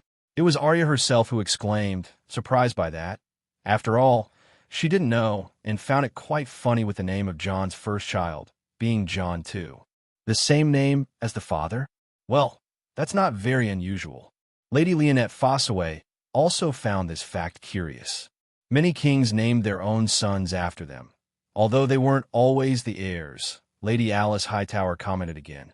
Thinking of the historical data she had read, as a scholar in her town, she had an interest in historical subjects. But that's so cool. You're a queen. You have a rich kingdom for what I'm seeing, clothes and many products, even giant commands. We've never seen anything like it. One of the other young ladies, Lady Delena Florent, spoke animatedly as she drank her cup of tea, looking at Serena with some admiration and a hint of jealousy. You have such a gallant husband, and you're expecting his child. I'm so envious of you, Queen Serena, she innocently commented, while the other young ladies seemed to agree. Serena didn't know there was some disdain for her in some eyes there.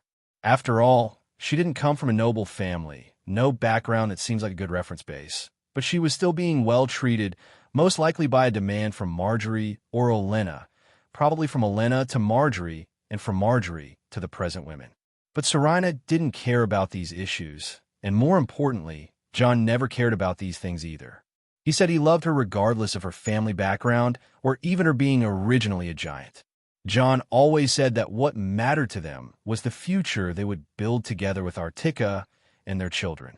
Perhaps they would have to break noses here and there, kill another, destroy one kingdom to another in the future to establish their position, which was still too early to be solid in foreign lands. But this was not the time. Jon always wanted to seek friendship above hostility. Of course, he had limits, but he hadn't done anything with them that provoked his wrath to destroy cities of any kingdom. Although Dorne had created an enmity that Jon would not visit the kingdom despite its negotiations being a success, They would always have a complicated relationship and could never be called allies beyond being trading partners. Anyway, Lady Arya is also very beautiful.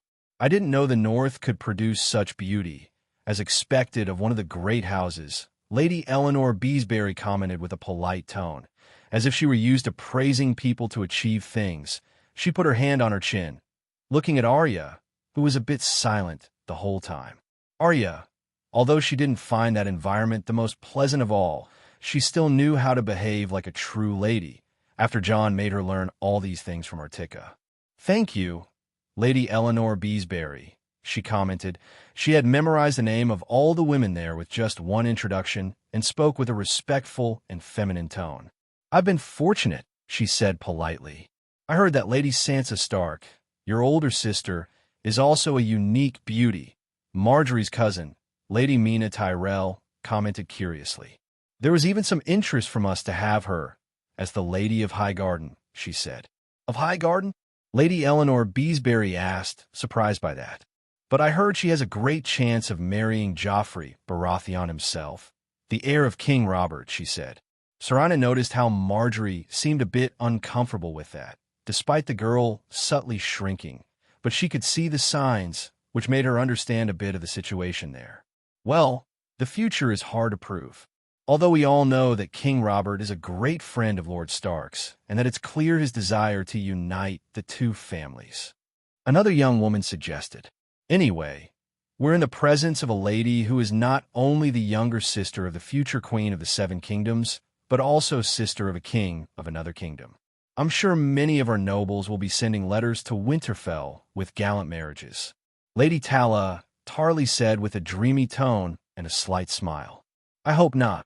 Arya grimaced hearing that until she received a touch from Serena, asking her to behave a little.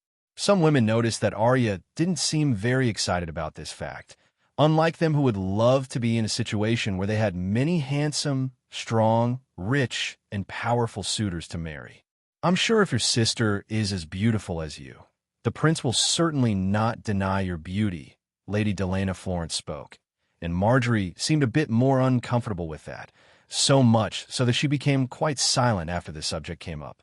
"So she wants to be queen," Serena murmured internally, looking at Marjorie's behavior. Despite this, she also saw her looking at her husband in a rather peculiar way. Perhaps she projected the image of the prince onto Jon, but Artika was not a kingdom she intended to have. She had come to this conclusion by seeing the woman known as the Flower of Highgarden in silence in her corner. Perhaps she had not yet been trained for it. After all, she was still young. "Anyway, I wonder where your husband is, and if he's in the courtyard. We should be watching the boys fighting in the yard right now. However, let's continue talking. I would like to know more about this Artika," Lady Highgarden suggested. "Yes, we could do that tomorrow. I heard that Jon Artika is an excellent swordsman. I would like to see him in a fight against Lord Garland, something that should be happening now in the courtyard, but we'll leave it for tomorrow," another lady commented, unaware that Jon had already fought and won against Garland at this moment. The girls resumed their conversation, and Serena was bombarded with questions, along with Arya, as they wanted to understand more about her mysterious kingdom in those lands, with Serena trying to keep things as discreet as possible. Meanwhile, in a nearby estate, someone opened a door. "My lady." A servant looked at the older woman and greeted her. "Do you need help?" he asked. "No, I may have reached a very old age, but I can still join those young ladies in the garden. They say you get younger when you're surrounded by beautiful ladies," Olenna commented with a smile as she began to walk to the location. She would join the group. As Olenna approached the group of young women chatting, Willis was presenting his stud to Jon, starting with a dun-colored, rather large warhorse. "Look at this breed, King of Artika. It's native to the northern reaches of the Reach in more mountainous areas. It's an excellent horse for rough terrains. It may not be the fastest, but its stamina is unparalleled. It's even used for transporting goods at times, though I wouldn't recommend wasting such a unique breed on that sort of thing," he explained. Jon nodded in agreement, examining the horse with keen eyes as he approached. He touched the animal, even forming a small connection with it, seeing its memories and how it was treated.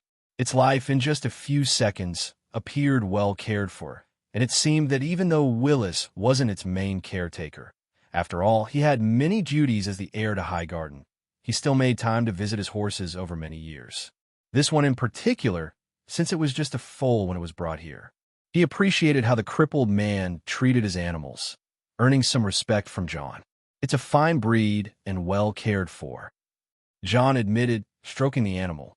We have many breeds, King John, Garland commented from beside him. Our horses are better than those any other kingdom can offer, I assure you, he said.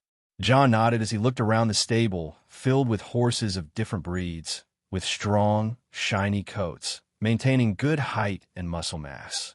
I'm very interested in taking a large batch from you, John said. It wasn't yet the negotiation phase, but it would be soon. He had only hinted at the initial amount, but he wouldn't mind spending much more to acquire thousands of them, and his money wouldn't be wasted investing in horses. That's great.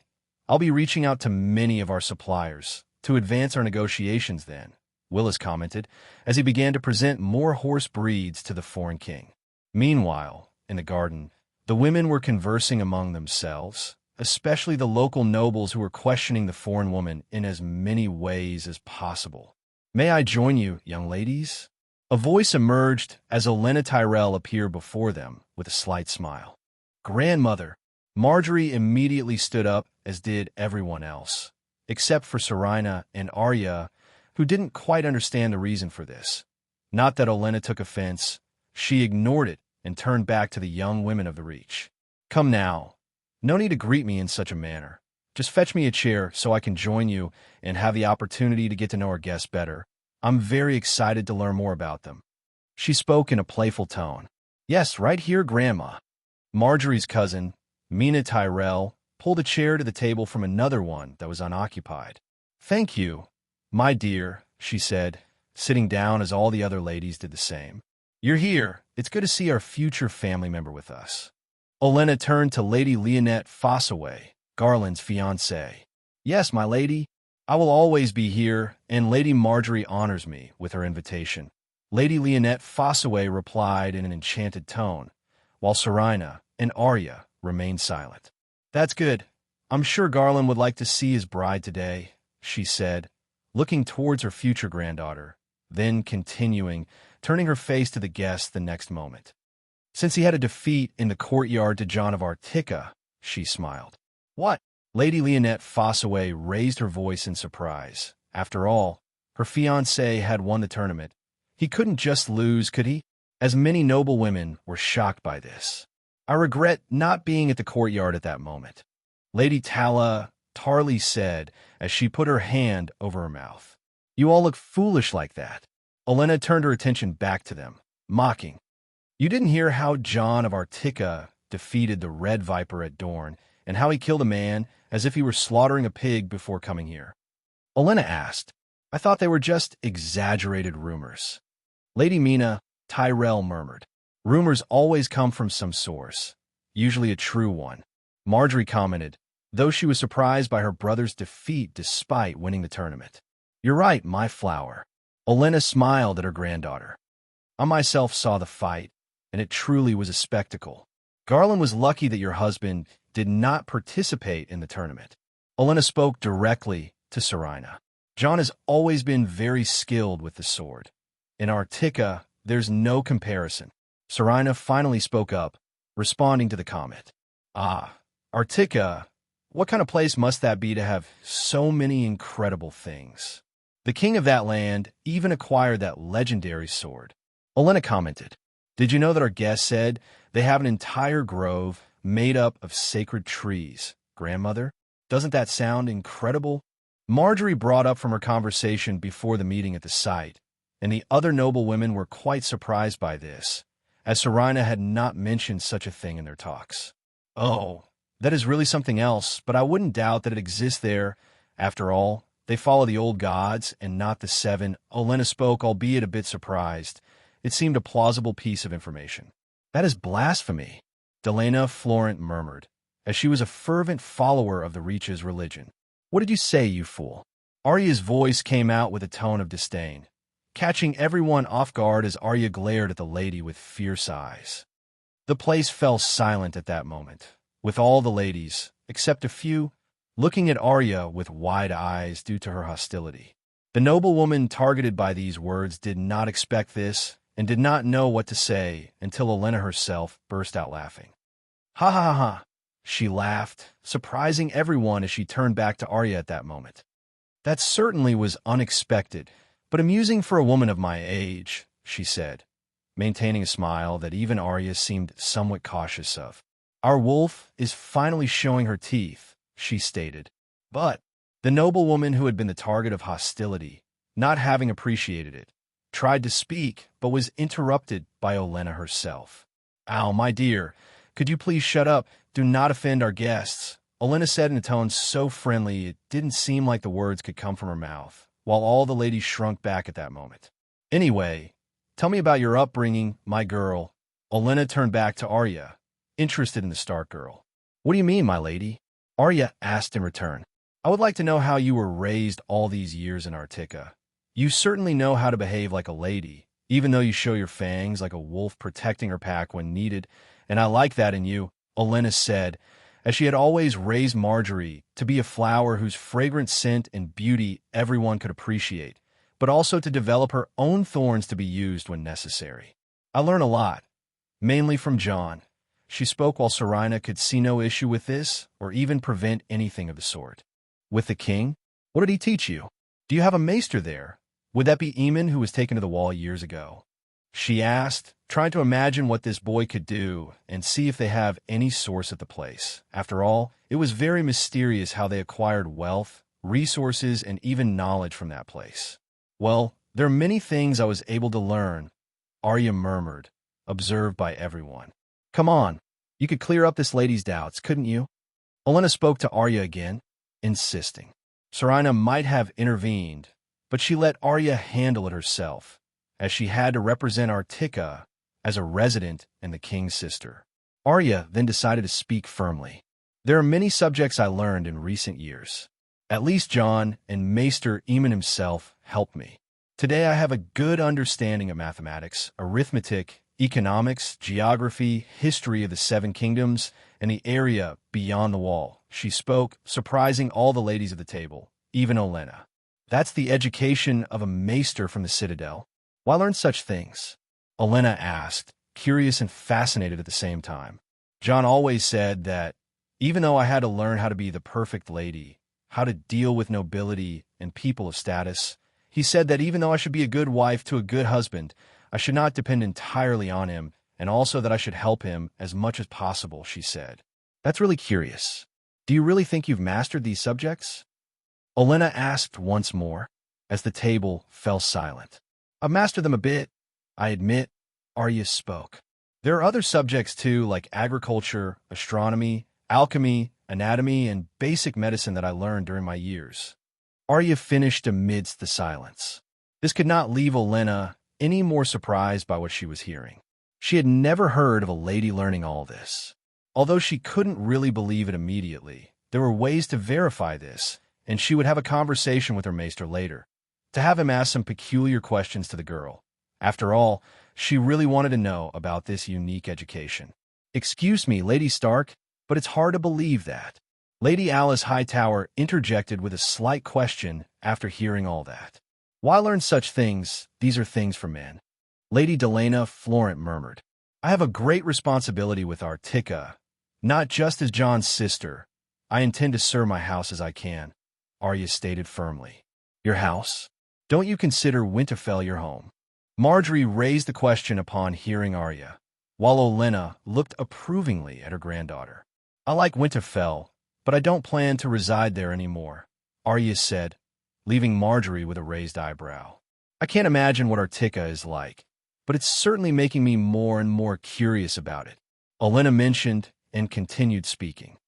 I've heard that you also know how to use weapons and even defeated one of Oberyn's daughters in Dorne, who are known by everyone as Arya, the Remarkable, something impressive for someone your age. She commented, Is that really true? Lady Meredith Oakhart asked about the rumor she had heard, clearly not believing the words she had heard before and finding it quite inappropriate to ask that. Yes, we learn all that. I know how to handle a sword with a shield, a bow, ride a horse, and even command a small group of soldiers. As soon as she finished, it seemed horrific to all of us at the table, looking at Arya with wide eyes. You even know how to lead a group, quite surprisingly. Olenna appeared quite surprised by this too. She was skeptical of a woman commanding men, even more so a young girl. This made her raise another question, which would be the most basic of knowing if the girl was telling the truth or not as she glanced at Serena, who did not seem surprised at all. She's certainly having an education equal to, or even greater, since this woman was the queen of the kingdom. How many languages do you speak? Olenna asked. The women looked at Arya while she thought a bit about it. Not many. I've mastered speaking, but am lacking in writing in some of them. However, I intend to learn them in the coming years, so much so that I'm studying in my free time on this trip, but I am literate in the common tongue.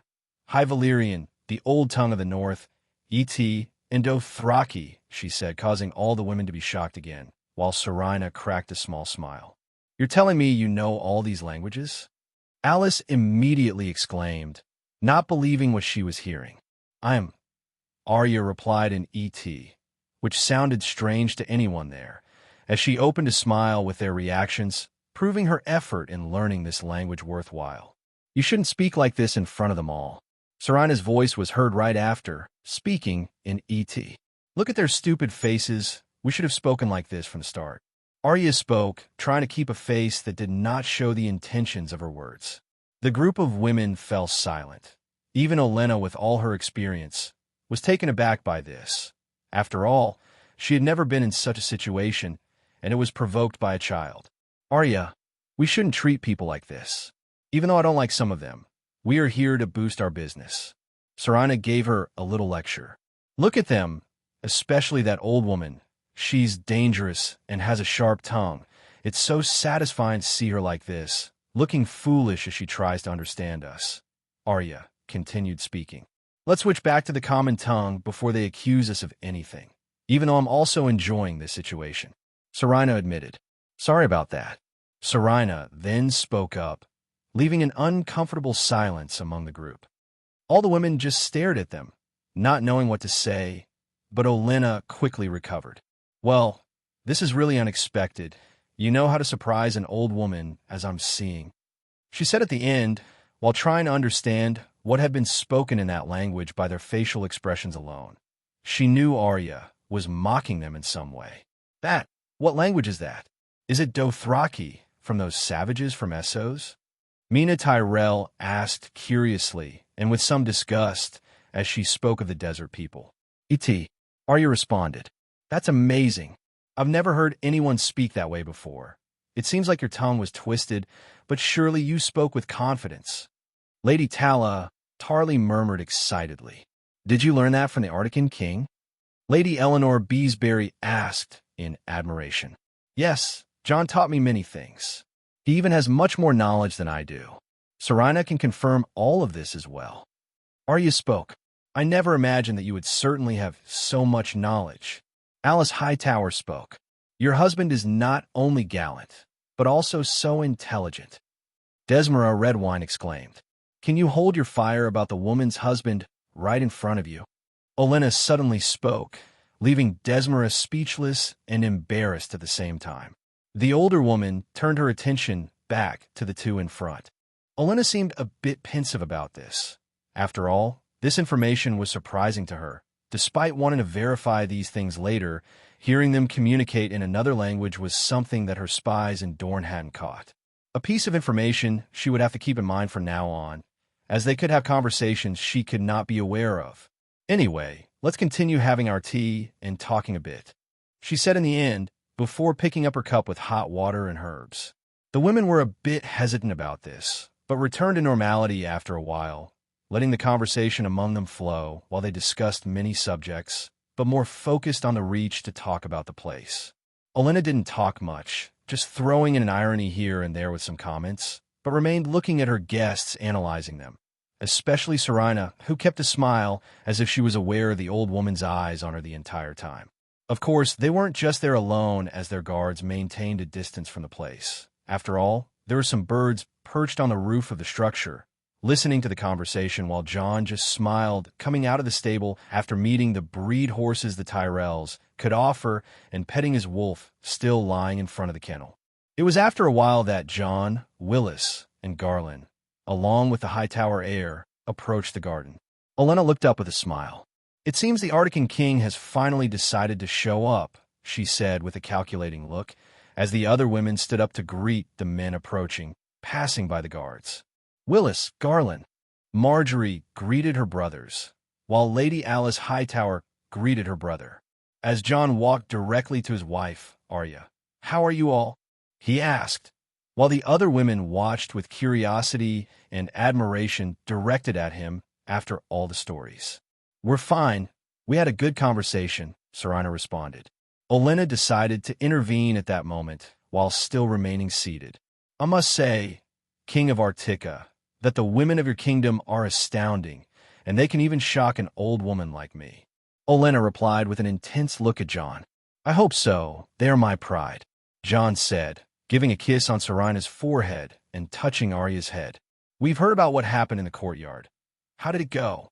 Marjorie asked Willis, curious about what she had heard from her grandmother. "It was curious. You would have been surprised to see our guest fighting. It seems that Garland the Gallant has lost the title of the best current swordsman in Highgarden," he said with a small smile, while Garland nodded and searched for his bride among the nobles, but without success. "Our guest is also interested in our horses, said he's interested in spending some money on that, so I could say he certainly liked them, right?" Garland turned to John after greeting Leonette Fossaway. "Yes, I'd love to bring that up in our negotiations. After all, I also intend to buy many things that these lands can offer." John spoke to Olenna. "That's interesting. So why don't we expedite this process? I was just waiting for this moment to start negotiating," she said, as John nodded, already prepared for a negotiation today. "Perfect. Well, my ladies," Olenna turned to the women. "It seems that now we have some important matters to discuss, and I'm sure that, from what I've heard, even our guests will participate," she said, since Arya and Serena sometimes took part in trade meetings in Dorne. Since John did not seem to deny this fact, they would surely be involved. "All right," Marjorie commented. "You too, my dear. Let your cousin take care of our guests, and let's go inside the castle." Marjorie seemed surprised by her grandmother's invitation, since she never participated in these negotiations. But for Olenna, it was time for her to learn this too. After all, there was a child there who was smart enough for it. The future queen of the Seven Kingdoms could not be left behind. "Great. Let's go then," Olenna said after her granddaughter nodded. She stood up with support and looked at John. "Could you help this lady walk?" she said with a small, bold smile, and turned to Serena. "Is it all right if I steal your husband for a while? Not that this old woman could satisfy such a handsome man, but makes me feel young and beautiful," she said with a wink to the tall woman, while John smiled apologetically to his wife, knowing that all this was just a facade of that acting woman. Serena didn't mind too much. She knew that Olenna was dangerous, but not in a way that would charm John and make her queen of Artica, so she took Arya by the arm and followed her husband with the lady. Thus, they began to leave the place, leaving only the ladies of the Reach still in the garden as they entered the castle. "Raccoon here. I had to review some points. First, I didn't know who Garland's bride was, so I wrote first that she wasn't present. Then I fixed it. I hope I have made that clear. I know it's a lot of dialogue in a short time. I promise I won't spend too much time on the negotiation, something that has already been seen in Dorne, just going over unique points like the sale of horses and other things from the Reach." They returned to the room of their first meeting as they settled in. "Take me to my chair, my boy," Olenna requested, settling into her place, while the rest aligned in their groups. "Well, let's begin," Olenna spoke, and John nodded next to his wife and cousin. Although he was not with his ministers, he would pass on a report to them later in a meeting. John began talking about his products. It was an initial meeting and would still take many days to reach an agreement. But even so, as he did with Dorne, he made it very clear that his prices were fixed and would not be changed. John knew that even if they tried to sell their items at a higher price, there would be competitors in other kingdoms like Dorne, having to use more competitive prices, and the market would self-adjust without him needing to keep monitoring it. "All right, we'll keep that in mind." Olenna said after hearing Jon's demands about the prices of his products. I heard that you negotiated a port with Dorne, which seems quite surprising. She said, wanting more information. A foreign kingdom creating a port on the southern coast on the other side of the continent is quite surprising. Yes, that is true. It will be a means to supply both Dorne and any other part of the region, Jon said. So you plan to trade with the free cities? She asked, and Jon shrugged, knowing this was quite obvious information. Yes, after we visit Westeros, I plan to go to Essos in a year. Jon said, interesting. Olenna murmured while Marjorie next to her was silent for a while. I'm sure you will succeed in this venture. After all, Ice is a revolutionary producer in the free cities. Willis decided to give some praise, and Jon nodded. Now let's get down to business. You told my grandson you would like to buy many horses, but are horses from the Reach suitable for you in the north? Olenna asked curiously. We have all the plants and trees the Reach can offer, so the answer is yes. Jon smiled at the old lady, who nodded with a smile. That's good. Let's start a list of your demand, she commented. They continued negotiating all of Jon's demands while he tried to get the best price for his demands. The meeting finally ended as it was noon. Would you like to have a meal with our family? Olenna asked. Sorry, but I have some things to do at my camp. Can we leave it for the next time we meet? Jon suggested, and Olenna nodded. All right, I'll be waiting for that, she said. I will accompany the Artican king to the exit. Marjorie, can you accompany our ladies? Willis suggested. Yes, of course, she said and accompanied the two Artican women. I would like to see you in the courtyard again tomorrow. I need a rematch, Artican king, Garland said as Jon nodded, seeing no problem with that. They began to follow the group while Olenna calmly waited. With her grandsons returning a while later, did everything go well? She asked. Yes, Granny, Willis said. What did you think of the meeting? She asked Willis directly. It's unprecedented, he admitted. Yes, we will have difficulty meeting his demands, but it will put a lot of money in our pockets. We should talk to our suppliers later, Olenna commented. I've never seen so much money being negotiated like this. Is this how a business meeting is done? Marjorie commented. My dear granddaughter, no, usually the amount is much lower. Olenna commented, analyzing her granddaughter with a smile. Jon Arctic is really a wealthy man, who in Westeros would want to spend so much money on horses, she said. After all, Jon demanded a huge amount. They were talking about more than 5,000 breed horses and 10,000 animals for slaughter and meat reproduction. Perhaps even that number could double. Does he plan to put his entire army on horses? Garland couldn't help but wonder. After all, only people with some money could have horses, even in a war being called by their lords. Only a select number of people own horses, while a large part of the plebeians had to fight tilling the land. Your idea of an army is really scary. And he already has all those giants, Willis commented. As the heir to Highgarden, he always had to think about what he would do if someone became his enemy. They are big, but a large enough army can take them down, Olenna mocked, believing they could be destroyed if they were in a war. After all, the Reach could gather 100,000 soldiers to fight, and within that number, at least 30,000 mounted. Shall we have our meal, then? Marjorie commented. Yes, you can go ahead. I want to talk a bit with my granddaughter, Olenna requested, and Willis and Garland obeyed, leaving the room. Olenna was left alone with her granddaughter, while she waited for her grandmother to speak. Tell me, my granddaughter, what bothers you so much? She spoke with a small smile. Marjorie seemed a bit hesitant at first, but eventually spoke. Queen Serena, is this how a woman of her status behaves? She asked, and Olenna smiled. She certainly knows how to behave like someone of her status. Although she does not speak out, she knows how to behave like a queen in a foreign land. Olenna spoke with a tone of admiration, having known a bit about Rhaella Targaryen for many years. Could I learn from her? Marjorie asked. Yes, I believe so. Her education is something I've never seen before. They can even speak in other languages while we just look baffled, Olenna commented, and Marjorie remarked. Your face also tells me you're thinking about something else. Olenna continued after analyzing her granddaughter's face more closely.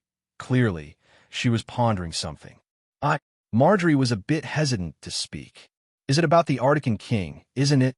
She asked, and Marjorie seemed surprised by that. even wanting to deny it. "Come on, my granddaughter. I know you. I saw how you look at him," she said, and Marjorie looked embarrassed, her face turning a bit red. I want to know if Prince Joffrey is like him," she said timidly. "My granddaughter has been charmed by the Northerner." Olenna spoke sarcastically. "It's not that, Granny." Marjorie tried to deny. "It's all right. My dear, your father also made many maidens fall in love with him. I'm not surprised, and he is indeed a handsome and strong man. It's natural," Olenna commented. "Lord Stark? I had never heard such things about him." Marjorie asked, surprised. After all, Lord Stark is known for his honor, not for being a gallant man. Haha, forget that detail. We'll talk about it one day," Olenna said, and looked into her granddaughter's eyes with a more serious gaze. "Jon Artican is a handsome and strong man, and more importantly, he is a king despite his bastard origin. However, you wouldn't want to become queen of a kingdom we hardly know anything about. Besides, you wouldn't be the only queen. Tell me, my granddaughter, is this passion you are developing for him worth it? Do you want to be queen of a frozen land or of the 7 kingdoms?" She asked seriously. "Queen of the 7 kingdoms." Marjorie responded. "Great. You were raised for this. So leave this love for your future husband and do not nurture anything that could harm you in the future," she said, still speaking in the same tone. "Yes, Granny," Marjorie commented. "Great. Now let's go to our meal. Your father must be waiting for us with your brothers," she said, and they began to leave the room. Meanwhile, Jon arrived at his camp with his guards and went to the largest tent where everyone was having their meals and joined them. He held a later meeting with his ministers, updating them on the negotiations. In the afternoon, while Arya was going to train, Jon was busy attending to many nobles who approached asking for audiences for him and his businesses. On the same day, many kilometers from Highgarden, as some puddles shone reflecting the sun after some days of rain in that area. A puddle was soon stepped in as horses continued riding along the road. A group made up of 15 men continued their journey. "We're arriving in a few days, my prince." A man dressed in white metal plates approached the main member of that group. "That's good, sir. We're finally arriving." The prince of the 7 kingdoms spoke, and he was none other than Renley Baratheon, the younger brother of King Robert, the first of his name. Renley smiled at his royal guard and turned to the man mounted next to him, who was his former squire and now a knight. "What do you think, sir? Are you missing your family?" Renley asked with a small smile. "Yes, my prince. I'm eager to see them again." Loras Tyrell, a knight who was recently appointed by the prince himself after demonstrating great skill and bravery at a tournament on the Isle of Faces. "That's good. We're almost there." Renley spoke with a small smile. "My prince, are you still sure about this? Going to see a savage? It doesn't suit your status." The royal guard said with a tone showing disdain. "We left the capital as soon as we knew they were coming here nearly a moon ago, so we wouldn't miss the opportunity to meet this unique group. Did you know they have giants, sir?" Renley spoke to his man as they continued their way on the road. There were the prince himself, Renley, Loras, the royal knight, and a guard taking care of security and supplies while traveling on the King's Road. Surely a lie told by the Dornish. The man spat. "Don't be so skeptical, sir. There are too many witnesses to say they don't exist. So be careful. I don't want to bring news of a man stomped by a giant to my brother." Renley spoke with grace. "Moreover, I am on a diplomatic mission given by my own brother, so I will meet them and ask them to come to King's Port. Their products have caught the king's attention." Renley commented. At this time, the news about the Artican fleet destroying ships at sea in front of the capital had not yet reached his ears, so he was unaware of the chaos that had begun to happen at the council table. "Don't worry, my prince. I will protect you from anything," Loras commented, and Renley laughed. "That's great, my knight. You will certainly prove your worth. Besides, there is a tournament, and I hope to see you winning if we still arrive in time for the joust." Renley spoke, and everyone nodded. They continued their journey, passing through the fields that the Reach could offer while startling all the commoners on the road, as the group followed with the king's banner while everyone stepped aside, until night fell and they camped after finding a good terrain. The next day, in Highgarden, Jon had another audience with some nobles, asking for some negotiations, although he always said that he was handling this with the Tyrells and could not do it personally with them. After all, they're the suppliers. He could not sell such products individually. Garland appeared again. In addition to the invitation to go to the castle again, Jon handed over the men who tried to rob him these days, as they had talked about the day before. Jon then set off again for Hightower Castle, along with his wife and Arya. Upon arriving at the place, they were greeted by Willis along with his sister again. While Jon went out with Willis and Garland, the women accompanied his sister to meet with other noble women. Jon ended up again on the training ground after leaving his wolf in the kennel. The young Hightower was there along with the Redwyne twins and some other young nobles. After all, the news of the previous fight had spread through the noble camps, and everyone wanted to see the man who defeated the tournament champion. This could be inferred from the place having a large concentration of older nobles at the site watching from a distance. He trained with the youths while continuing, one after another, to achieve victory after victory. No one could defeat him in that courtyard. Garland finally asked for his rematch, but it also did not change the result from the previous day, after feeling the Valyrian steel sword pressing against his neck again. After all the attendees clapped for the boy's performance, Jon decided to step out of the ring and stand as a spectator next to Willis and his royal guard. "Look, it seems we had many spectators today," Willis spoke, pointing at the distance while there were many nobles there. One group stood out as Jon saw his sister, wife accompanied by other wives, although Arya had a face that she preferred to be in the ring rather than there. "You certainly left my brother's fiancé quite horrified with you defeating him in the fight." Willis couldn't stop commenting after seeing that woman several times, having a face of concern in the middle of the fight and horrified when Garland lost, even from that distance. Jon shrugged it off. He shouldn't care much about what his opponent's wife thought, even if it was a joke from Willis. After all, in war, life and death are not decided by what might please or displease a lady. You just have to fight for your life, and the training field is the best way to prepare for such a thing. Jon would be a fool to lose to anyone there just to please one person, and thought the same of anyone else doing that. They continued training until it was finally lunchtime, and Jon decided to accept the invitation once more, joining the Tyrell family's table. Willis, Garland, Marjorie, and even Olenna were there. He had no problems with them and found them quite receptive. The same could be said for Lady Tyrell. But May seemed quite uncomfortable. However, he kept his mouth shut as if he was being oppressed by Olenna. Jon found the dynamics of this family amusing.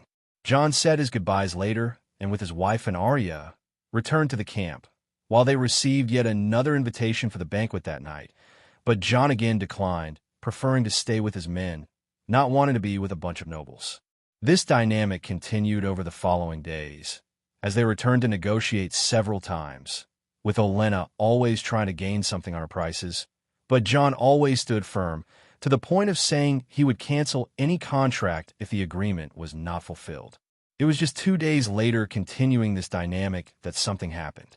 While each noble continued to party in their tents, celebrating the tournament and creating connections among nobles from all over the kingdom and even some beyond the reach, a scout approached Hightower Castle urgently in the afternoon, as he came with shocking news that alarmed the entire castle.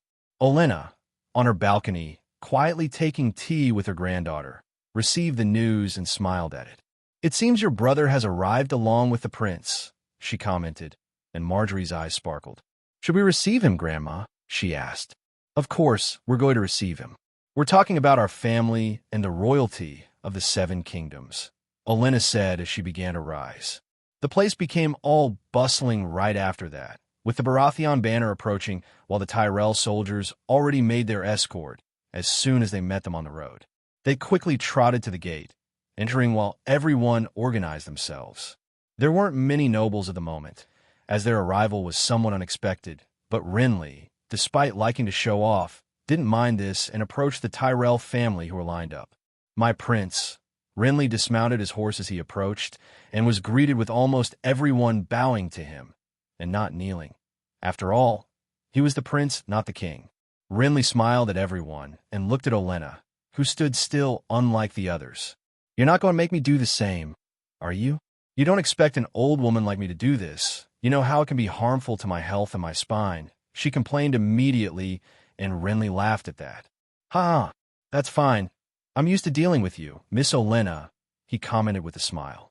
He asked everyone to rise at that moment, and his gaze quickly looked around searching for someone among those present, but without finding him. Our special guest isn't here, he asked, curious, surprising some with a question, since the prince himself was interested in the Articans. No, my prince, he is at his camp. Usually, he comes here in the morning, stays with us while we make some negotiations, and then returns to the camp to take care of his things, Willis explained. I see. You are holding banquets at night. May I meet him then? He immediately asked. We hold banquets every night, my prince, but John Artican never comes. He has accepted none of our invitations, Willis explained again. I understand. All right, let's leave it at that. Tomorrow I would like to meet him, Renley spoke. My prince, should we really make an invitation or just give an order? The royal guard beside him suggested, but Renley shook his head. He may not be the king of this land, but he is certainly a king recognized by his people, and we cannot contest that, no matter how much we do not want to accept this fact, Renley spoke. After all, he did not want to create hostility with John Artican, as he saw a lot of potential in a relationship between the two. For him, it is better to have a friend than an enemy, and when you have many friends, many things can happen in your favor. He had this thought with a greedy sparkle in his eyes and continued to speak. We should respect his decisions and be respectful, Renley advised, and returned to the Tyrell family. So the Prince of Westeros is present, John commented while seated in his chair dealing with nobles when news came with one of his men, informing him of the large crowd at the castle's entrance. Understood. Let's wait to speak with him, John commented. The man from the north nodded and withdrew shortly thereafter. John continued speaking with some nobles and spent some time with his family as it grew dark and watched his sister practicing with a bow at the shooting range of the camp. You're getting good. I'm sure Ygritte will be proud, John commented as he approached. John, she greeted him. You see, I didn't miss a single shot, she exclaimed, pointing to the target board while having 4 arrows buried in the center point. Good job, as expected of my little wolf, John said. I'm not a child anymore for you to call me that. Arya immediately complained to John while he raised an eyebrow at her. I didn't know my little sister had grown to the point of no longer liking my comments, John said with a smile while pretending to be offended. It's not that, she murmured. And what would it be? John raised an eyebrow. Arya didn't know what to say. She means to say that childish nicknames do not make her a woman, John. Serana's voice appeared beside them as she approached with a wolf beside her. Our noble women from the Reach touched on the subject that they heard her brother, the Arctic King, had a sweet nickname and laughed a bit about her. Serana commented, and John was surprised by this, while looking at his sister appearing more embarrassed. Wait, you care about the opinions of these southern women? John was surprised by this.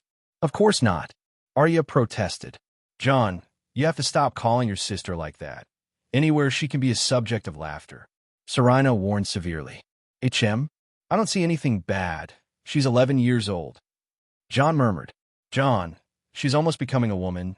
Don't forget that in our world, a woman marries at 15. You should know this, Serana warned, and John ended up scratching his head at this. I guess you're right. John scratched his head, though it would be sad to stop calling his little sister by that affectionate nickname he even used in Winterfell, but he understood very well that this could embarrass his sister later. Thank you, Arya said. It seemed that his sister was growing up, and he had to respect that. Anyway, let's eat. After all, I want to go to bed early to meet the Prince of Westeros tomorrow, John said.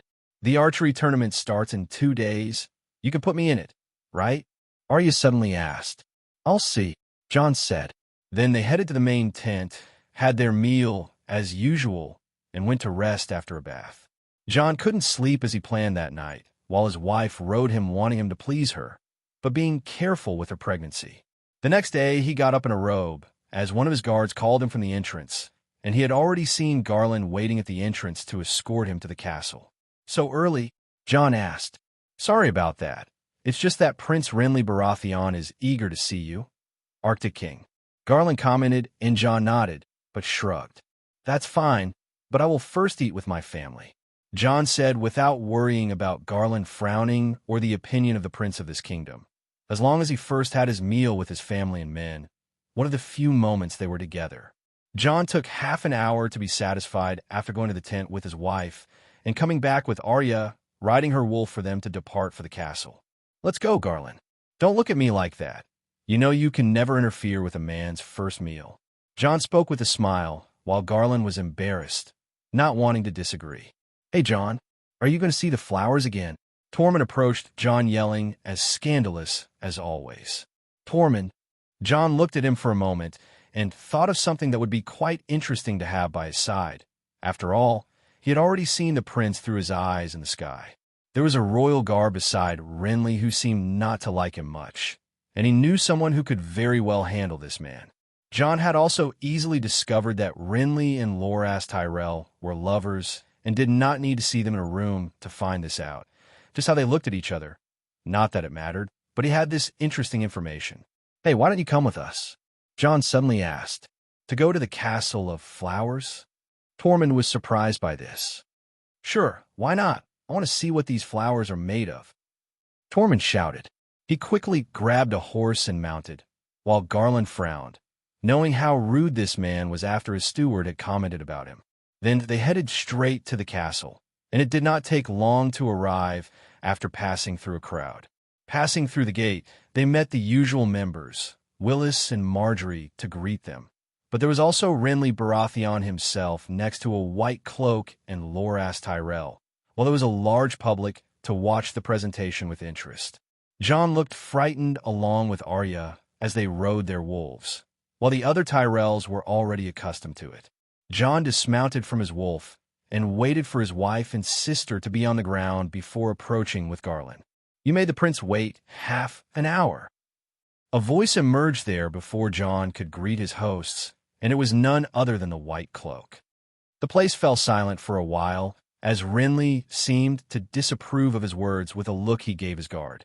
Jon was going to respond to him, just like his royal guards, with a tone of respect, but then a new voice came from one of the men next to the Arctic royal guards.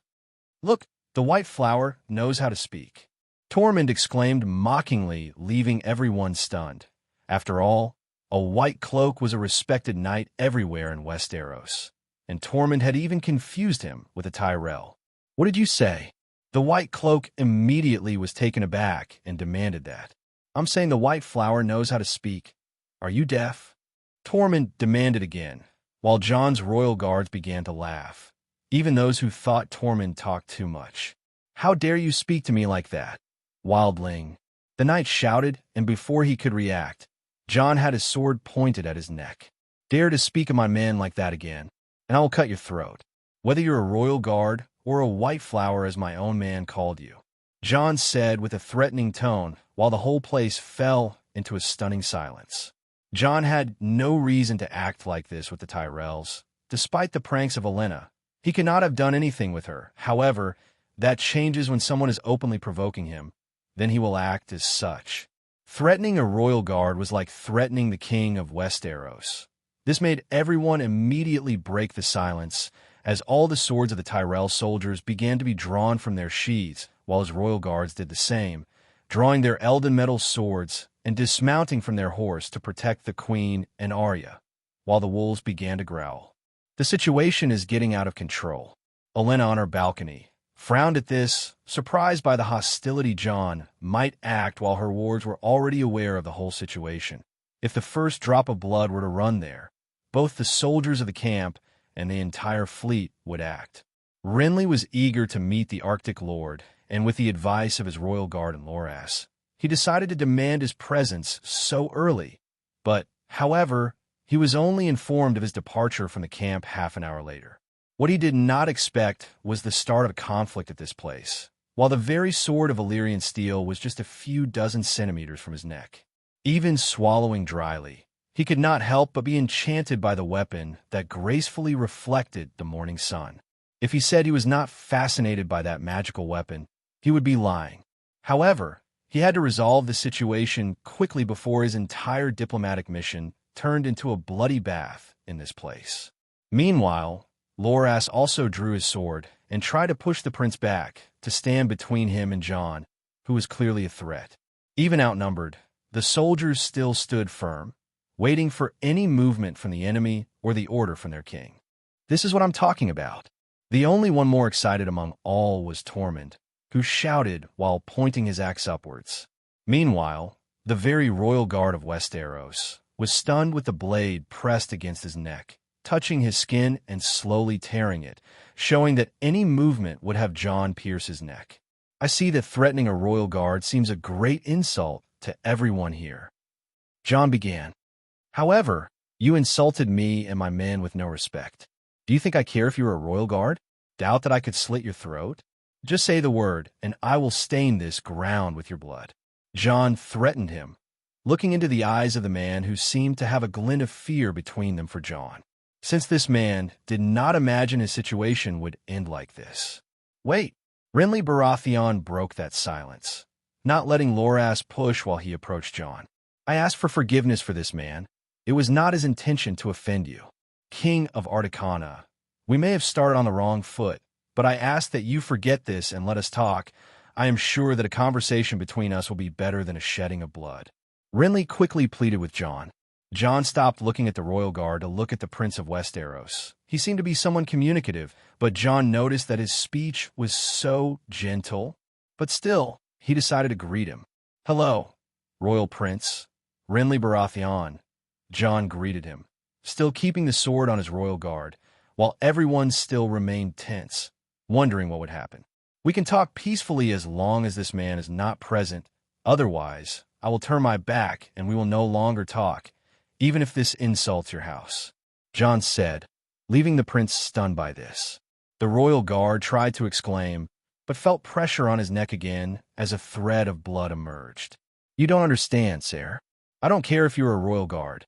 As long as you have no respect for my men, you will not have my respect, and, believe me, people who don't have my respect tend to die or come very close to it. Jon spoke calmly. Wait, King of Articana. I apologize for your situation. I will comply with your demand. Renley spoke. It was not my intention for things to get to this point. I will ask him to withdraw. He really did not want to lose the opportunity to meet Jon because of the arrogance of his royal guard. Meanwhile, Ser Boros looked stunned at his prince, not imagining that he could simply be dismissed by the order of a wildling from the north. My prince, you cannot be serious, he said with some difficulty while his neck was being pressed. Enough, you've caused enough trouble. Your dislike for our foreign guests is causing us problems. So please, retire, Ser Boros. Renley spoke sternly, as the man basically had to obey, moving out of the blade's reach and starting to walk the opposite way. Jon let him go and did not insist on it. The man himself spat on the ground, looked at the other Articans with disdain, and began to leave. What? The White Flower is already leaving, Tormund exclaimed, mocking. That was the last straw for Ser Boros, as he drew his sword and looked towards that redhead. You dare mock me, wildling, come here and fight then, he exclaimed, challenging Tormund. The place fell silent, as Jon had already sheathed Dark Sister, but what left everyone even more stunned was Tormund's cry of joy at the challenge. Haha, finally some action after all this boredom, he exclaimed, holding his axe, and began walking towards the soldier beside the group. Nobles began to gossip, while the soldiers were tense with a potential conflict, and the ladies looked shocked and screamed in fear. Ser Boros, although a bit surprised at first, quickly narrowed his eyes.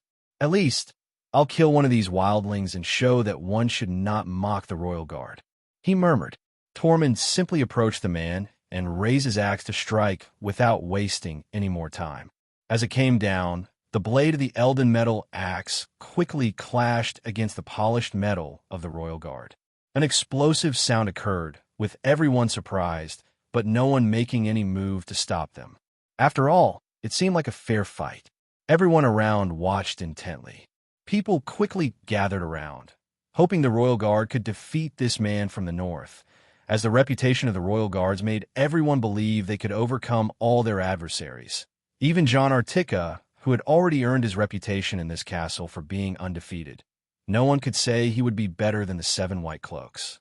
The blades exchanged, and everyone was surprised when a man from those lands managed to fend off the royal guard with his strikes.